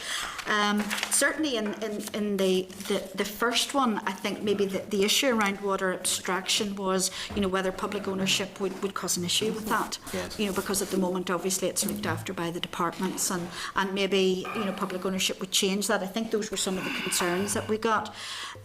Response caveated, probably, yes, I'm not sure, I think it's more than I don't know, Chairman, in some ways. You know, I don't think it's supposed to be, I don't know, but I think it's maybe saying, well, on one hand and on the other hand, and I assume that's it. But we could have a look at that. Yeah, that would be worth having, because obviously, you know... And do you know any more? No, sorry, we wouldn't know any more. We weren't in the original cross-departmental working group, so... Well, whilst I, you know, it's very, very clear in my eyes that there's no appetite for public ownership of it, but when you see response caveat I need to see more or know more. And I'm sure that actually is needed for the actual report, for the thoroughness of the report, and also for the working group to move on. Surely that information is very, very important, because that's 20% is not insignificant with regards. Now, these are people. These are the of the 20 who raised the concerns regarding water abstraction. So, whilst the numbers aren't great, Yeah. still 20%, and you know, it would be interesting to see what a do wee they bit mean deeper. by caveat it, and what does that actually look like? Because if it is yes to public ownership if only such and If such something happens, such and such happens, yes, yeah. it would be Yeah. worth knowing that information. Yeah. Well, actually, I think it probably would be interesting for us as well, as we have taken this on board Yeah. fairly recently, and I think we will take a look at that and see if we can get that information. We can let you know. Yeah, and again, I know they're very small numbers, but when you go to the pie chart then on page 41 of your report, do you believe that Lough Neagh should be brought into public ownership? You know, it is that is the specific question. That is the big question. And again, we do have 25% response caveated, and that's from the public bodies. And then the response from the key stakeholders, excluding public bodies, you have 14% response caveated. So that is a significant section of the pie there that it's not really accounted for. So it would be interesting just to see what those look like. And I mean, I agree with the Chairman. I think it would be interesting for us as well, you know, in the work that we're going to be doing over the next couple of months to try and drill down into that a little bit. Yes, we can certainly do that. Okay, thank you. Now, there's no other questions coming from the committee, but can I I feel the need to ask you, have you experienced the midges, and what are you going to do about it? Yes, and I'm one of these people, when I get bitten, you know, I get water blisters coming out my Yes. arms, so I mean, I know what you mean. It's certainly something that I'll take to, you know, the relevant people. I'm afraid to say who the relevant people are in case they get at me when I leave this committee, Chairman, Yeah. but yeah, I do know what you mean. We had No, seriously, our previous presentation, it was about the test, catch and release of badgers. I'm wondering, Yes. could we do a test, catch and release for midges and take out the aggressive ones? I don't know Would if you like that's that to be possible. part of the terms of reference? For the Okay, any further comments or questions, members? No, okay, thank you very very much. much, Chairman. We'll come Thank back to you. you on that particular point that you've raised. Thank you.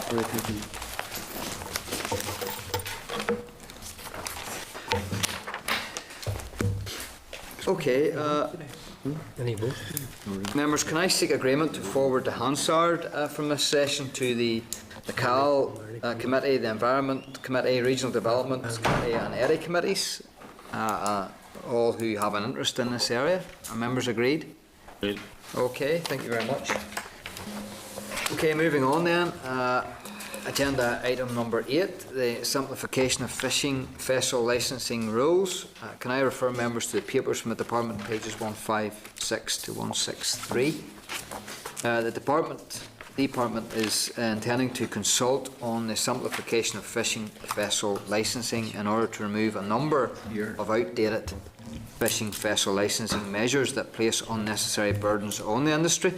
6 measures have been identified for simplification. They are to remove routine renewal of the licence every 2 years, to merge licence categories A, B and C for vessels over 10 metres, the lifetime of entitlements, the removal of deadline, fourthly, the removal of capacity penalties, fifth point is the complete removal of minor mismatch rule, and the last issue is removal of latent king scallop capacity. The Department advises that a pre-consultation has taken place with fish producer organisations who are content that the consultation proceeds. The consultation will last for 8 weeks. Can I seek comments from members? There are no comments. Sergio, yours? Seems reasonable, Chairman. Okay. Can I seek agreement then to request that the Department returns to the committee with an analysis of the consultation process then, or sorry, the consultation responses when they receive them? Agreed? Okay. Agenda item number 9 then is Nitrates Action Programme Regulations Northern Ireland 2014. Can I refer members to the papers from the Department at pages 165 to 175? Can I advise members that the committee considered a written briefing on the regulations at the meeting on the 27th of May 2014 and were content that the consultation to proceed. content with the consultation to proceed. An oral briefing when the consultation is completed has also been requested. Following the meeting with the Commission on the Nitrates Action Programme review and proposals for 2015-2018, the Department advises that good progress has been made and a positive outcome has been achieved. Any issues identified by the Commission can be addressed without any major changes to the programme. The Department proposes to proceed with the public consultation on the NAP regulations, the Nitrates Action Programme regulations, with final responses expected by the 29th of August 2014. Comments from members? If there are no comments, are members content to note the consultation and request that officials brief the committee following the analysis of the responses? Agreed. Okay. Agenda item number 10 then is SL1 for the trade in animals related products, TARB, Amendment Regulations Northern Ireland 2014. Can I refer members to the memo from the clerk at pages 177 to 179 and the papers from the department at pages 180 to 202. Can I advise members that the regulations came before the committee on the 12th of March 2013, at which stage there were no issues identified with the merits of the policy. Before finalising the regulations, DARD's Veterinary Services requested an amendment relating to the traceability of consignments from member states. Advice was sought from the Departmental Solicitor's Office and DEFRA. However, DEFRA advised that it intends to do a review on the issue of traceability and there is no definite time for the review. The Department has therefore decided to proceed with the regulations as originally planned, and the issue of traceability will be addressed at a later stage during the DEFRA review. The regulations are the consolidation and simplification of 3 existing pieces of legislation,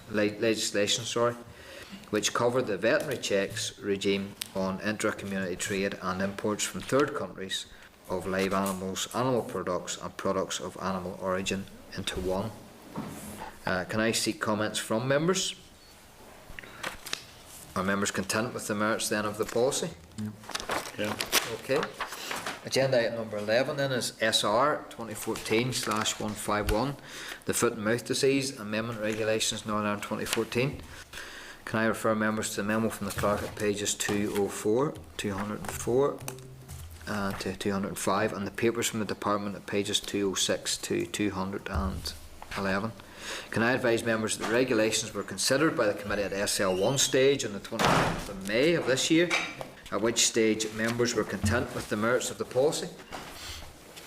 Currently the regulations are contradictory to Council Directive 2003/85/EC, which states that if there is an outbreak of foot and mouth disease in the Republic of Ireland, the protection and surveillance zones should be centred on the outbreak.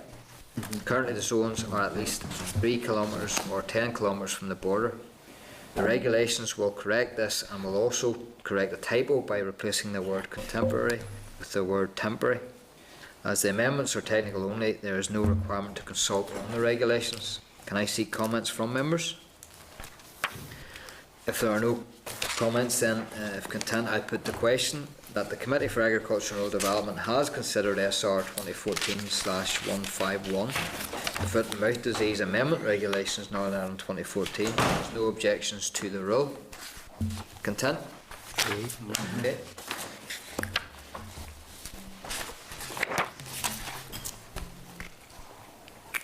Okay, we have to get a closed session. Just do correspondence. And Just then say there's correspondence. no correspondence. Okay, agenda item number 12 then is correspondence, which there are none received this week. Okay, can I go into closed session, please, members? If that would be in order. Are members agreed? Agreed. Closed session. Okay, thank you very much. Okay, members, I want to get a closed session for agenda item. Agenda item number 14 then, members, is the forward work programme. Can I refer members to the forward work programme at pages 234.